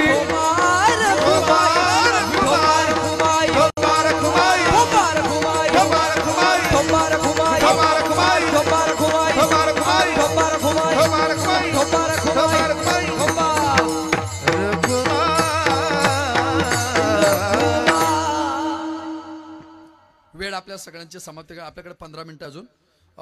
मी एक चरण सोडले, 3 चरण सोडले. आपल्याकडे अभंग सोडणाऱ्यापेक्षा अभंग सोडणारेच फोकसमध्ये. ऐका, एका विचारला रात्री कीर्तन कसं काय झालं? अभंगावर झालं. म्हणजे अभंग खाली होता, महाराज वर होते, वरच्या घर निघून गेले, समोरच्याला अंदाजच लागला नाही कुठं गेले. ऐका माझं, प्रत्येकाने भूमिका लक्षात ठेवा. यंदाचं वर्ष खूप चांगलं आहे हो, खूप चांगलं आहे. यंदाच्या वर्षाचं पहिलं भाग्य सांगतो तुम्हाला. माझ्या छत्रपती शिवाजी महाराजांनी 15 एप्रिल 1645, 15 एप्रिल 1645 कोळी माडी साडी मराठा लेवार राजपूत गुजर चर्मकार लोहार डोहार वाणी वंजारी पिंजारी सगळे समाज एकत्र केले. आणि रोहिडेश्वरावर स्वतःच्या रक्ताने भगवान शंकराच्या पिंडीवर अभिषेक केला. आणि भगवान शंकराला प्रार्थना केली. जटाटवी गलत जल प्रवाह पवित्र स्थले गलबल मिलंबित मुजिंग तुंग मालिकम डमट डमट डमट डमट निनाद डमर वंचकर चंड तांडव तनो तुन शिव शिवम धगत धगत धगत धगत जलाला टपावके किशोर चंद्रशेखर रती प्रतीक्षाना मामा. अभिषेक रक्ताचा आहे, पहिला शेवटचा आहे. याच्यानंतर अभिषेक होणार नाही, झाला तरी रक्ताचा होणार नाही, रक्ताचा झाला तरी माझ्या मावड्यांच्या रक्ताचा होणार नाही, पण शत्रूच्या रक्ताचा अभिषेक करून हा छत्रपती हिंदवी स्वराज्य निर्माण केल्याशिवाय राहणार. वय वर्ष 16, वयाच्या 16 वर्षी छत्रपती शिवाजी महाराजांनी शपथ घेतली. त्या छत्रपती शिवाजी महाराज सांगितलं, हा देश कोणी लुंग्या सुंग्याचा नाही, हा देश कोणी लुंग्या सुंग्याचा नाही, या देशाचा इतिहास कोणी लुंग्या सुंग्याने लिहिला नाही. तो लिहिलाय शहराच्या टपाने, घोड्याच्या टापाने, सह्याद्रीच्या साक्षीने, हिमालयाच्या कृपेने, मा जगदंबेच्या त्या असीमतेने, मा जगदंबेच्या असीमतेने, ज्ञानोबा तुकोबऱ्यांच्या पुण्याने, छत्रपती शिवाजी महाराजांच्या मावड्यांच्या रक्ताच्या थेंबाने आणि सावरकरांसारख्या वीर भक्ताच्या प्रेरणेने भगवा आकाशात फडकतोय. ते आमची मिराजदारी, कोणाच्या बापजाद्याचं वैभव नाही. ते आम्ही निर्माण केलंय. या देहाकडून त्या देवाकडे जाताना मध्ये देश लागतो आणि त्या देशासाठी प्राणाची आहुती देण्याची माझी तयारी, असं म्हणण्याची ताकद माझ्या सावरकरांची, असं म्हणायची ताकद फक्त सावरकरांची. त्या परंपरेचं दायित्व 2024ला एप्रिल महिन्यामध्ये छत्रपती शिवाजी महाराजांच्या शिवराज्याभिषेकाला 350 वर्ष पूर्ण होत आहेत. ज्या छत्रपती शिवाजी महाराजांनी वैभव तुमच्या माझ्याकरता उभं केलं. शी म्हणजे शिस्त, वा म्हणजे वात्सल्य, जी म्हणजे जिद्द, त्यांचं नाव शिवाजी. शी म्हणजे तसं शिकण्यासाठी, वा म्हणजे तसं वागण्यासाठी, आणि जी म्हणजे जीवन देशाला धर्माला देण्यासाठी ज्यांचा जन्म झाला त्यांचं नाव शिवाजी. हे वैभव छत्रपतींचं वैभव. काय शिवाजी महाराज म्हणजे काय? उगा अफजल खानाचं पोट बस झालं. आता छत्रपती शिवाजी महाराज, अरे काय टेक्निक आहे. एक एक शिवाजी महाराजांचा पॉईंट वाचला तर अंगावर काटे येतील. एक दिवस शिवाजी महाराजांनी साधे कपडे घातले, साधे कपडे घालून गळावर खाली उतरले. एका भगिनीच्या घरी गेले. ताई ग मला भूक लागली, काहीतरी जेवण दे. पटकन त्या भगिनीने छत्रपती शिवाजी महाराजांना भाजी वाढली, चपाती वाढली, भात वाढला आणि ती भगिनी वरण घेऊन आली. त्या भगिनी साईडला छत्रपतींना वरण कुठं वाढू? राजे म्हटले त्या भाताच्या गोड्यावर वाढा. त्या भगिनीने तिरप्या नजरेने शिवाजी महाराजांकडे पाहिलं आणि त्या भगिनी पटकन उत्तरल्या, तुम्ही पण आमच्या शिवाजी महाराजांसारखेच दिसतायत. राजांना धक्का बसला, मला कसं काय ओळखलं? राजा म्हटलं कसं काय?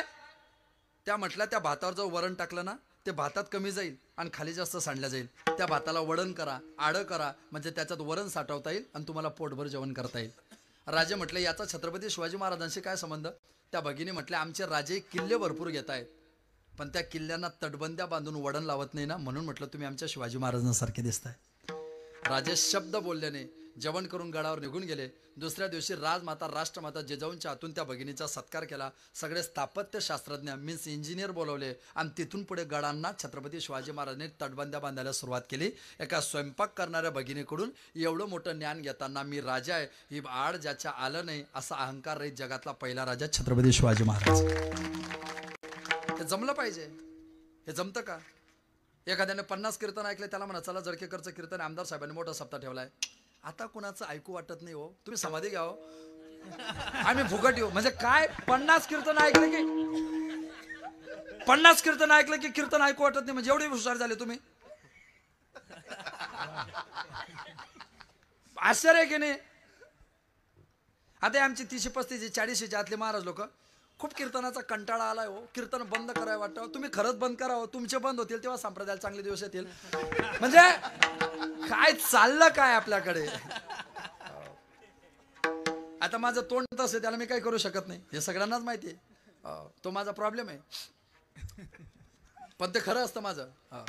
लक्षात घ्या, छत्रपती होणं हे शाब्दिकतेचं काम नाही, छत्रपती होणं हे बौद्धिकतेचं काम आहे. त्या छत्रपतींच्या देशात, या हिंदुस्थानामध्ये, या पटलावर मर्यादा पुरुषोत्तम प्रभू रामचंद्रांनी 14 वर्षाचा वनवास भोगला.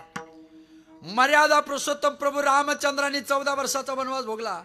पण माझ्या अयोध्येतल्या राम मंदिराने 500 वर्षापेक्षा जास्त वनवास भोगला. हे माझ्या रामायणाचे शोकांतिका आहे. राम प्रभू 14 वर्ष वनवासातून परत आले, पण राम मंदिर मात्र 500 वर्षाचा वनवास भोगून आता 22 जानेवारीला पुन्हा स्थानापन्न होत आहे. कधीतरी विचार करा, आमच्या लग्नाला वर्ष झालं, 2 वर्ष झाले, 3 वर्ष झाली, 4 वर्ष झाले, 5 वर्ष झाले, 10 वर्ष झाले. बायको नवऱ्याचे कान टोचायला लागते, कान कोरायला लागते. अहो आपलं घर बांधा, अहो आपलं घर बांधा. आपण म्हणा अगं आपण राहतो ते घरच आहे ना, ते एकत्रच आहे आपलं स्वतःचं.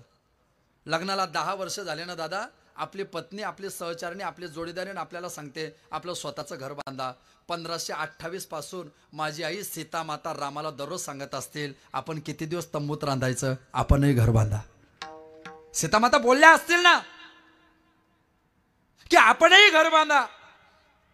पण सीता मातेला सुद्धा रामाने सांगितलं असेल की इंद्र चंद्र महेंद्र गजेंद्र उपेंद्र सगळे वर आहेत, एकदा नरेंद्र खाली येऊ दे, घर बांधायची जबाबदारी मी घेईन. विश्वगुरु विश्वनेते, जरा बाजूला जाऊन बोलतोय मी, कीर्तनाचा विठोबा रुक्माई करून घेतलेला आहे.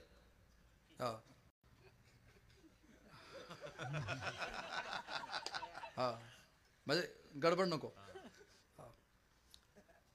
विश्वगुरु विश्वनेते देशाला विकासाची भूमिका देता देता जगावर राज्य गाजवण्याची ताकद दाखवली की आम्ही तुमचे गुरु होऊ शकतो. त्या नरेंद्रजी मोदींनी मागे 3 वर्षापूर्वी सांगितलं होतं की 2023 को सबको घर मिलेगा. 2023 तक सबको घर मिलेगा. 2023 पर्यंत सगळ्यांना घर भेटतील. मला वाक्य समजत नव्हतं की खरंच 2023 पर्यंत सगळ्यांना घर भेटतील, पण सगळ्यांना घर भेटतील याचा अर्थ माझ्या राम प्रभूला सुद्धा घर भेटेल हा पण होता. त्याचा अर्थ तो पण होता की रामालाही घर भेटेल. सीता माता रामाला सांगतात आपलं घर झालं पाहिजे. राम प्रभूने सांगितलं काळजी करू नको, एकच द्या बांधेल, पण 3000 कोटी रुपयाचं बांधेल. एकच द्या बांधेल, पण 1000 बाबर आले तरी 1000 वर्षापर्यंत पायाला धक्का सुद्धा लागणार नाही इतक्या मजबूतीचं बांधेल. पुन्हा ती इतिहासाची पुनरावृत्ती आता इथं होणार नाही. इतिहासाला पुन्हा संधी आम्ही देणार नाही. ते ताकद माझ्या राम प्रभूच्या चैतन्य घनतेची, ते ताकद माझ्या राम प्रभूची. हो, राम मंदिरानंतर आम्हाला राष्ट्र मंदिर उभं करायचं आहे आणि सुरुवात झाली. सुरुवात केली आम्ही राम मंदिरातून राष्ट्र मंदिराकडे जाताना. माझे राम प्रभू वनवासामध्ये निघाले आणि राम प्रभू वनवासात निघाल्यानंतर माझ्या भिल्ल बांधवांना आलिंगन दिलं. राम प्रभू वनवासामध्ये जातात तेव्हा भिल्लांना आलिंगन देतात. हे राम मंदिर आहे. या देशाचा प्रधानमंत्री, या देशाचे प्रधानमंत्री वर्ग कर्मचारी 4 टॉयलेट स्वच्छ करणाऱ्या कर्मचाऱ्यांचे पाय धुतात. हे राष्ट्र मंदिर आहे. हे राष्ट्र मंदिर आहे. माझ्या राम प्रभू वनवासामध्ये एक आदिवासी शबरी मातेच्या हातून बोरं खातात. हे राम मंदिर आहे. माझे राम प्रभू वनवासामध्ये शबरी मातेच्या हातून बोरं खातात, हे राम मंदिर आहे. पण द्रौपदी मुर्मू सारख्या भगिनीला देशाच्या राष्ट्रपती पदावर बसवल्या जात आहे, राष्ट्र मंदिर आहे. आम्ही तिकडे वाटचाल करतोय. आमची भूमिका ती आहे. या देशाला वैभव निर्माण करण्याकरता आम्ही प्रवास करतोय. आमच्या देशाचं पहिलं नाव आहे अजनाभ वर्ष. आपल्या देशाचं दुसरं नाव आहे पृथुपालत्य वर्ष. आमच्या देशाचं तिसरं नाव आहे आर्यवर्त देश. आमच्या देशाचं चौथं नाव आहे हिंदुस्तान. आमच्या देशाचं कालपर्यंत नाव होतं इंडिया. पण आत्ता इथून पुढे जगाकरता आम्ही भारत आहोत. भारत आहोत. का भारत? कशासाठी भारत? उद्देश काय तुमचा याला भारत करण्यामागचा? आमचा उद्देश भारत हे काय पौराणिकता पुरती मर्यादित नाही. भारत नावाच्या राजाहून त्याचं नाव भारत आहे, खरंच आहे. पण ही पुराणोक्त परंपरा, वेदोक्त परंपरा नाही. वेदोक्त परंपरा काय सांगते? भारताचा वेदात अर्थ असा आहे, भा म्हणजे भक्ती, भा म्हणजे ज्ञान, भा म्हणजे तेज, भा म्हणजे प्रकाश, भा म्हणजे उजेड, भा म्हणजे प्रबलता, भा म्हणजे प्रखरता, भा म्हणजे विरलता, तरलता, अखंडता, आणि रत म्हणजे रममान होणे.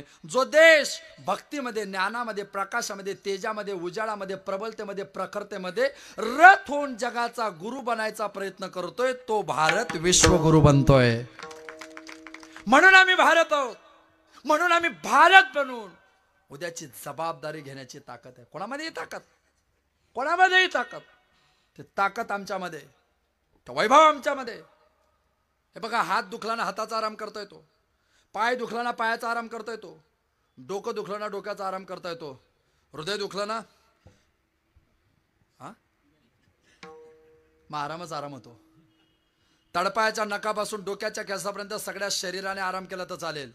हृदयाने आराम करू नये. हृदयाने आराम करू नये, कारण हृदयाने आराम केला की शरीराची राख होते. जम्मू काश्मीर पासून कन्याकुमारीपर्यंत सगळ्या देशाने आराम केला तर चालेल, पण रामाच्या भक्तांनी आराम करू नये. राम भक्त या देशाचं हृदय आहे. राम भक्त या देशाचं हृदय. ॲज अ फिजिकली अप्रोच, शरीरशास्त्रामध्ये, ॲनाटॉमीलॉजीमध्ये हृदय काय करतं? ब्लड सर्क्युलेशन म्हणजे रक्ताभिसरण. हृदयाचं काम आहे शुद्ध रक्त पुरवठा करणं. हृदयाचं काम आहे शरीराला शुद्ध रक्त पुरवठा करणं. जसं हृदय संपूर्ण शरीराला शुद्ध रक्त पुरवताना, तसा माझा देश या संपूर्ण विश्वाला शुद्ध विचाराचे लोक राम भक्ताच्या रूपात पुरवतो. ही ताकद आमच्याकडे, ताकद आमच्याकडे. त्या रामप्रभूचा आता 22 जानेवारीला रामप्रभू स्थानापन्न होत आहेत. ऐका, 22 जानेवारीला 3 सण आहेत. तीन सण आहे. माझ्या प्रत्येक भगिनीला माझी हात जोडी विनंती, तुमचा पोरगा तुमचा भाऊ म्हणून. ऐका, 22 जानेवारीला सकाळी तुम्ही तुमच्या घरावर गुढी उभारायची. तुम्ही तुमच्या घरावर सकाळी गुढी उभारली की तो सण आहे तुमच्याकरता गुढीपाडवा. संध्याकाळी 22 जानेवारीला तुम्ही तुमच्या घरावर आणि तुमच्या गावातल्या प्रत्येक मंदिरावर, तुमच्या घरावर आणि तुमच्या गावातल्या प्रत्येक मंदिरावर तुम्ही दिवे लावून सगळे मंदिर दिव्यांनी तेजोवलय करणार आहात. ती तुमच्याकरता दिवाळी होणार आहे. आणि 350 घरं असतील तर 2600 रुपयाचा 100 मीटर भगवा कापड येतो. त्याच्यामध्ये 350 घरांना पुरतील असे झेंडे तयार होतात. जर गावाच्या लेवलवर 10 तरुण मित्रमंडळ जर एकत्र आले आणि त्यांनी 100 रुपये जर जमा केले तर 3000 रुपयाचे झेंडे प्रत्येक घरावर जर वारकऱ्याचे भगवे ध्वज लावले तर त्या दिवशी तुमच्याकरता आषाढी एकादशी सुद्धा होईल. माझी विनंती, तुम्हाला हात जोडून विनंती, 22 जानेवारीला सगळ्यांनी उपवास करायचा आहे. सगळ्यांनी उपवास करायचा आहे. कारण हे जे घडलंय ना, 22 जानेवारीला आपण जे सगळे देवपूजा करणार आहोत ती प्राणप्रतिष्ठाचा विधी पाहणार आहोत. आणि जिथं आपण तो प्राणप्रतिष्ठाचा विधी पाहणार आहोत, पण कोणीतरी येणार आपल्या कपाळावर कुंकू लावेल. जो आपल्या कपाळावर हे भगवं कुंकू लागल्या जाईल, जो आपल्या कपाळावर हे लाल रक्तरंजित कुंकू लावल्या जाईल, तेव्हा कधीच मनात विचार आणू नका की माझ्या कपाळाला आज कुंकू लागलंय. कधीच तसा मनात विचार आणू नका. 1528 पासून तर 2020 पर्यंत अशा भगव्या वेशातल्या अनेक संन्याशांनी, माझ्या कारसेवकांनी पापी लोकांच्या गोळीबार चालवल्यानंतर राम मंदिराकरता रक्ताच्या थरोडात त्या शरयू मातेच्या साक्षीने स्वतःचं प्राण समर्पण केलंय. त्यांच्या रक्ताची आठवण म्हणून माझ्या कपाळावर ते कुंकू आहे. त्यांनी जर तो तेव्हा त्याग केला नसता तर मला आज हे शक्य झालं नसतं. त्या संन्याशांच्या, त्या कारसेवकांच्या रक्ताचं बलिदान, जी शरयू वाट पाहते की माझ्या कारसेवकांनी या रक्ताचे पाठ शरयूमध्ये आलेले. 22 जानेवारीला राम प्रभूच्या मंदिराचा अभिषेक झाला. की त्या मंत्राच्या अभिषेकाच्या पवित्र पाण्याने शरीर पुन्हा एकदा पावन होणार आहे. पावनातीत पावन शरीर करता आम्ही जबाबदार आहोत. ती भूमिका तुम्हाला मला प्रत्येकाला राम भक्त या नात्याने घ्यावी लागेल. आम्ही विसरलो नाही. 1528 पासून रामप्रभू विराजमान झालेले आहेत. आम्ही विसरलो नाही की हेच राम मंदिर व्हायला नको. सुप्रीम कोर्टापर्यंत 40 वकील ज्यांनी उभे केले आणि जे उभे राहिलेले होते आम्ही त्यांनाही विसरलेलो नाही. आम्ही सबका राम सब में राम, सबका राम सब में राम. पण याचा अर्थ असा नाही की आम्ही आमचा भूतकाळ विसरलेलो आहोत. कोण होते ते ज्या 40 जणांनी अयोध्येत राम मंदिर होऊ नये याच्याकरता स्वतः कोर्टात बाजू लढवण्याचा प्रयत्न केला. पण ती खरंच न्याय देवता आहे आणि त्या न्याय देवतेने माझ्या देवतेला न्याय दिला. हा जगातला सगळ्यात मोठा न्याय आहे. हा जगातला सगळ्यात मोठा IPC CPC CRPC मधला न्याय. तो आमच्या प्रत्येकाच्या भाग्याकरता उजळलेला न्याय. काय काय तर्पण आहे, काय काय समर्पण आहे. निधी संकलनाच्या टायमाला आमच्या गावाजवळ 10 किलोमीटर शिरसोली नावाचं गाव आहे. 70-75 वर्षाचे आजोबा उभे राहिले. मला बोलायचंय, मला बोलायचंय. मी म्हटलं आजोबा काय बोलतायत? ते म्हटलं मला बोलायचंय. पहिली कार सेवा झाली तेव्हापासून मी शपथ घेतली जोपर्यंत अयोध्येत रामाचं मंदिर होणार नाही तोपर्यंत पायात चप्पल घालणार नाही. अशा तपस्वी लोकांच्या त्यागामुळे रामप्रभू विराजमान होत आहेत. आमच्याकडे भुसावळ नावाचं गाव आहे. तिथल्या एका भगिनीकडे निधी संकलनाला गेले तर त्या भगिनीने डोळ्यातून पाणी काढलं. का रडतायत? म्हटले माझ्या पतीची एकच इच्छा होती की जोपर्यंत राम मंदिर होणार नाही तोपर्यंत मी अन्नामध्ये भात खाणार नाही. दुर्दैवाने माझे पती वारले पण त्यांना आपलं मरण समजलं होतं. त्याच्या आधी त्यांनी मला सांगितलं होतं चुकून जर मी मेलो तर राम मंदिर होत नाही तोपर्यंत तू सुद्धा भात खायचा नाही. काय त्याग आहे, काय संबंध आहे. पण कशासाठी? माझा देव, माझा राम, माझा देश, माझी माती, माझं आराधन. मी मेल्यानंतर माझ्या पोराला चांगले दिवस आले पाहिजे असं सांगणारे हजारो लोक आहे. पण मी गेल्यानंतर माझ्या देशाच्या 142 कोटी लोकांचं कल्याण झालं पाहिजे असं सांगणारा विश्वगुरु एकच आहे. हे पुन्हा पुन्हा घडत नाही. ती चैतन्याची विचारधारा आमच्या मनात येणं गरजेचं आहे. परकीय लोकांनी आक्रमण केलं तर सगळ्यात पहिल्यांदा आमचे मंदिरं पाडले कारण आमची संस्कृती समाप्त केली. पण आता 10 वर्षामध्ये पुन्हा एकदा मंदिरांनाच चांगले दिवस आले कारण देवच आमची संस्कृती हे दाखवण्याचा तो प्रयास आहे. विचार करा. हे सगळं हे सुचत नाही कोणाला. आमदार म्हणून रामकथा करणं, आमदार म्हणून कीर्तन आयोजित करणं हे आमदाराचं काम नाही. हे आमदार लोक असली कामं करत नाही. आमदारांना हे पटत नाही. त्यांना ज्ञानेश्वर पाटील आवडत नाही, त्यांना गौतमी पाटील आवडती.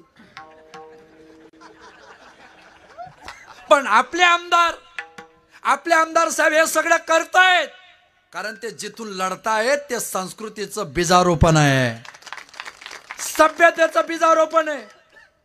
जिथं विचार आहे, जिथं थिंक टँक आहे, जिथं सदाचार आहे, सभ्यता आहे, संस्कृती आहे, जिथं मला राजकारण सुद्धा देशासाठी करायचंय, भारत मातेसाठी करायचंय असा विचार जिथं आहे ना त्या परिवारातून आहेत. म्हणून त्यांना हे सगळं सुचत आहे.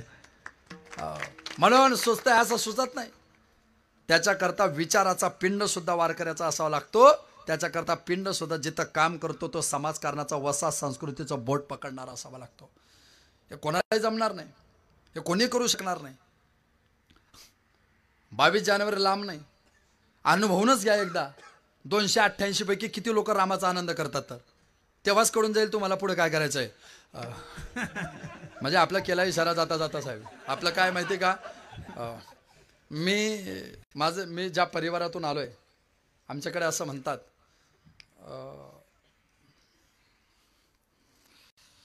संघ कुछ करेगा नाही, कार्यकर्ता कुछ छोडेगा नाही. ही जी प्रक्रिया आहे ज्यांना समजलं त्यांना धन्यवाद. शेवटी आम्ही सगळेजण ज्ञानोबा तुकोबरायांच्या देशाचे भक्त आहोत. ती भक्ती आपल्या प्रत्येकाच्या मनात असणं गरजेचं आहे आणि तीच आपल्या डोक्यामध्ये कायमस्वरूपी असली पाहिजे. माझ्या डोक्यात तर देशभक्ती, संप्रदाय भक्ती याच्याशिवाय तिसरा शब्दच नाही. मी असा भाग्यवान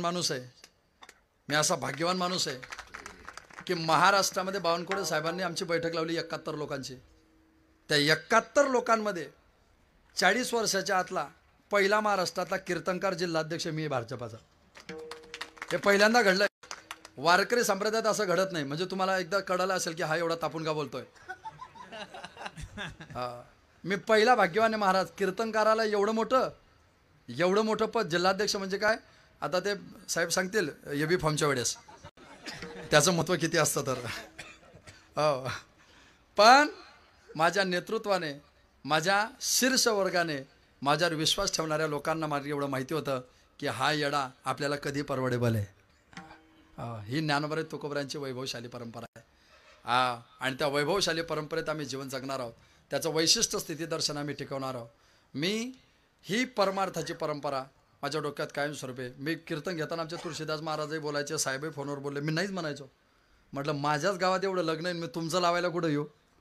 मला सक्त आदेश आहे की तू 4 महिने जिल्ह्याच्या बाहेर निघायचंच नाही, अजिबात निघायचं नाही. मी पुन्हा पटवून दावलं की ते आपल्याच घरातलं आहे, पण म्हणजे भावकीतलं आहे बा असं. तरी प्रॉब्लेम झाला. किशोरजी काळकरांकडे आज लग्न आहे, आणि काळकरांकडे लग्न आहे, तिथं सगळी मंडळी येणार होते. भाग्य माझं की DCM साहेबांचा दौरा वेळेवर रद्द झाला. म्हटलं बरं झालं एवढं तरी, आता किती नाही तर माझी अडचण झाली असती.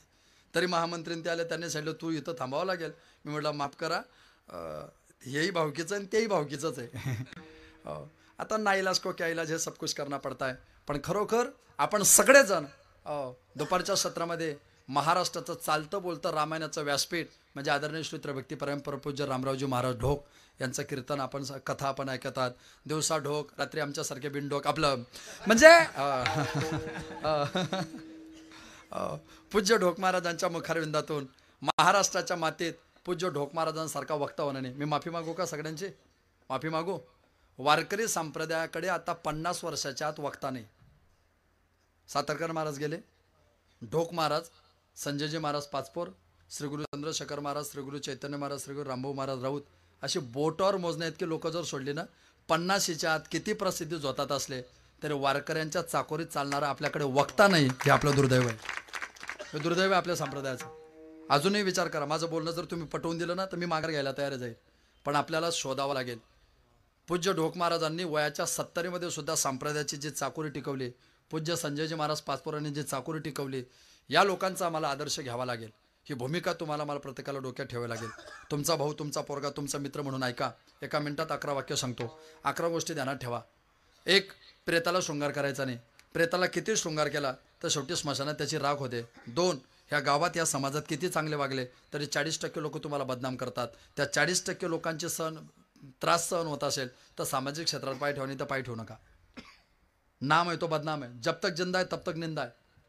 लोक तुम्हाला बदनाम करणार आहेत, तुम्हाला तुमचं काम करायचं आहे. 2 वाक्य संपली. पुढचे 3 वाक्य आहे का, कम खाना नम जाना. कमी जेवण करा, हे शरीर धोका देणार नाही. नम्रता ठेवा, ते रामप्रभू तुम्हाला दर्शन दिल्याशिवाय राहणार नाही. बोलू नका, फक्त वाट पाहून कामं करा. एक दिवस लोक पुन्हा एकदा संधी दिल्याशिवाय राहणार नाही. Wait and watch. आता भांडून नाही, मांडून. भांडून नाही, मांडून. वाद नाही, संवाद. गुद्दा नाही, मुद्दा. ही प्रक्रिया असते, ही प्रक्रिया असते. आपण कसा प्रवास करावा याची प्रक्रिया असते. पुढचे 3 वाक्य आहे का, श्रीमंतीचा गर्व करू नका, खूप लोक श्रीमंत आहे. सौंदर्याचा गर्व करू नका, खूप लोक सुंदर आहे. आणि बुद्धिमत्तेचा गर्व करू नका, खूप लोक हुशार आहे. रावणाची लंका सोन्याची होती, कृष्णाची द्वारका सोन्याची होती. एकाची जडाली, एकाची बुडाली. 7 आणि 8 एकरमध्ये आपले कधी कडाले. गर्व नाही करायचा. त्या 8 एकरमध्ये 5.5 एकर पोट खराब आहे. सेक्रेटरी सोसायटी देत नाही, पेरायला गेली की उगत नाही. घेतले कशा करता आपल्यालाच अंदाज नाही. श्रीमंतीचा गर्व करू नका. या 1.5 फूट 1.25 फुटाच्या चेहऱ्यावर गर्व करायचं. आणि खूप लोक सुंदर. त्या नट्या आहे ना, नट्या हिरोईना, असाच रॅम्प राहतो. त्या रॅम्पवर कॅटवॉक करतात ना, तरी 1.5 कोटी घेतात. इथं आम्ही 3 तास कीर्तन करतो तरी 3 तास सांगावं लागतं लांबून आलोय.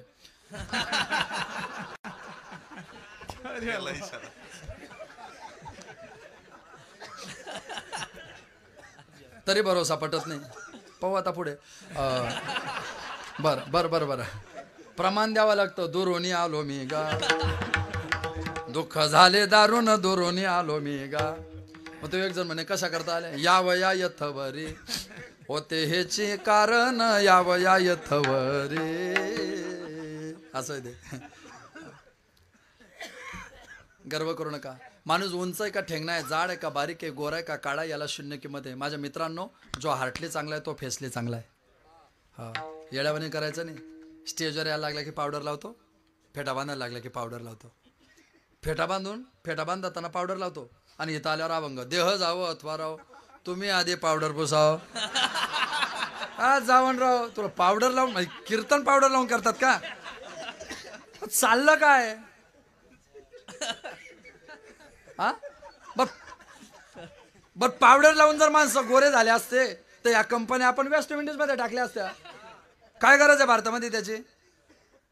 गर्व करायचा नाही सौंदर्याचा, विद्वत्तेचा गर्व करू नका. मी 2004, 5, 6 साली पाहिले माझ्या उघड्या डोळ्याने फ्रुटवाल्या धर्मशाळेमध्ये काव्यतीर्थ आचार्य जगन्नाथांना पवारांचं कीर्तन सुरू व्हायच्या 2 तास आधी लोक गर्दी करायचे. मित्रांनो, त्याच जगन्नाथांना पवारला घशाचा कॅन्सर झाला, इथं छिद्र पडलं. त्याच जगन्नाथांना पवारांची खुर्ची लोकांनी कोपऱ्यात टाकली, कोणी फिरून पाहिलं नाही. हा समाज आहे ना समाज, हा वाजवणाऱ्याच्या बोटावर, म्हणणाऱ्यांच्या कंठावर आणि बोलणाऱ्याच्या होठावर अंगात ताकद आहे तोपर्यंत प्रेम करतो. संपली ना ताकद, समाजाला तुमच्याकडे पाहिला टाईमने समाजाला तुमच्याकडे पाहिला. विचार करा. अरे काव्यतीर्थ आचार्य जगन्नाथांना पवारांची वाणी काढून घेतली ज्ञानोबाऱ्यांनी. 2 आणि 3 टिपणात आपले काय ठेवणार आहे? कशासाठी गर्व करतोय आपण? समोरचा माणूस फोनवर बोलतो तर आपण फोन कट करून टाकतो 2-4 हजारासाठी. लक्षात घ्या, विनोद म्हणून ना काय करतो काय आपण? कधी तर विचार करा. अरे हा फेटा काढला ना शेंद्राची MIDC 10,500 रुपये महिन्याने उचलणार नाही आपल्याला. येड्यावानी काय करताय? कार्ड बदलायला वेळ नाही लागत. अरे मोठ्या मोठ्याचे कार्ड बदलले, आपण काय घेऊन बसले तुम्ही? अरे जगन्नाथांना पवारांसारख्या वेदांत वाचस्पतीची वाणी काढून घेतली ज्ञानोबाऱ्यांनी. आपली टिकेल आपली? कशासाठी करतोय आपण? कधीतरी मनाला पण विचारा. अरे जगाला उत्तर देता येईल, देवाला काय देणार आहे आपण? ही भूमिका लक्षात घ्या. विद्वत्तेचा गर्व करू नका. खूप लोक हुशार आहे. ज्याला सत्तेचा, संपत्तीचा, सौंदर्याचा, श्रीमंतीचा गर्व होतो, इतिहासात त्याचा दुर्योधन होतो. ज्यांच्याकडे सत्ता होती, संपत्ती होती, सौंदर्य होतं, सत्ता होती, तरी 2 तास बसून तुकोबऱ्यांचं कीर्तन ऐकलं, इतिहासात त्यांच्या छत्रपती शिवाजी महाराज तयार झाले. कशा करता करायचंय? भूमिका आपण प्रत्येकाने लक्षात घ्या. ते नीतिमत्ता आपल्या प्रत्येकाच्या डोक्यात येऊ देत आणि उद्याचं विश्व आपण सगळ्यांनी निर्माण करा. मला माहिती आहे तुम्ही सगळेजण 22 जानेवारीला घरावर गुढी कोण कोण उभारणार आहे? 100%. यांची शूटिंग घ्या पटकन. कॅमेरावाला का जाऊ मी? पटकन सगळ्यांनी 2 हात वर करूयात. मी एक वाक्य म्हणेल, तुम्ही फक्त रामबाण म्हणायचं. हमारी शान रामबाण, हमारी जान रामबाण, हमारा निशान रामबाण, हमारा स्वाभिमान रामबाण, हमारा अभिमान रामबाण, और हम हर दिन कहने वाले हैं रामबाण. जय श्री राम, जय श्रीराम, जय श्री राम, जय श्रीराम, जय श्री राम, जय श्रीराम, जय श्री राम, जय श्रीराम. हर हर महादेव, हर हर महादेव, हर हर महादेव. जय श्री राम, जय श्रीराम, जय श्री राम. जय श्रीराम. आपण सगळेजण किती गावातले 10 लोक जबाबदारी घेतील की आम्ही आमच्या गावातल्या प्रत्येक घरावर 22 तारखेच्या आत भगवा झेंडा लावू? करा दादांनो. आपण नको तिथं भरपूर खर्च करतो. आपणही आपले काही वार्षिक गाव असते तर घ्या, एक काही होत नाही, थोडाफार पुण्य केलं तर. एक गाव जर आपणही घेतलं तर काय विशेष आहे? एक गाव केलं तर काही होणार नाही, पण करा. अरे असा आनंदच भेटणार नाही. अरे आपल्याला सगळे थोडे, आपण आता 22ला आपल्याला सगळ्यांना अयोध्येला जाणं शक्य आहे का? आपल्याला सगळ्यांना अयोध्येला जाणं शक्य नाही, पण आपलं गाव अयोध्या करणं आपल्याला प्रत्येकाला शक्य आहे. माझं गाव अयोध्या झालं पाहिजे, याच्यासाठी आपल्याला प्रयत्न करायचा आहे. माझा मतदारसंघ रामाचा विचार घेऊन अयोध्या झाला पाहिजे, म्हणून हा आमदारांनी केलेला पहिला प्रयत्न आहे. राम सगळ्यापर्यंत पोहोचला पाहिजे, ही विचाराची धारा आहे. आणि म्हणून आपण सगळेजण त्या भूमिकेतून प्रवास करणार आहोत. पुन्हा सगळ्यांना मी काय रामावर किती बोललो तर माझं थांबतच नाही. मी साहेबांना फोनवरही सांगितलं होतं की तुम्ही फक्त राम मंदिर ते राष्ट्र मंदिर फक्त आपल्या लोकांकरता 1 तासाचं व्याख्यान घ्या. मी त्यांना पटकन सांगेल काय तर. मी जे 2-3 मुद्दे सांगितले तसे राम मंदिर, राष्ट्र मंदिर, असे 50 मुद्दे माझ्याजवळ, रामायणाचं देशाचं बोट पकडून सगळं सांगितलं तर बाकीचे म्हणतील की हे क्या चल रहा है.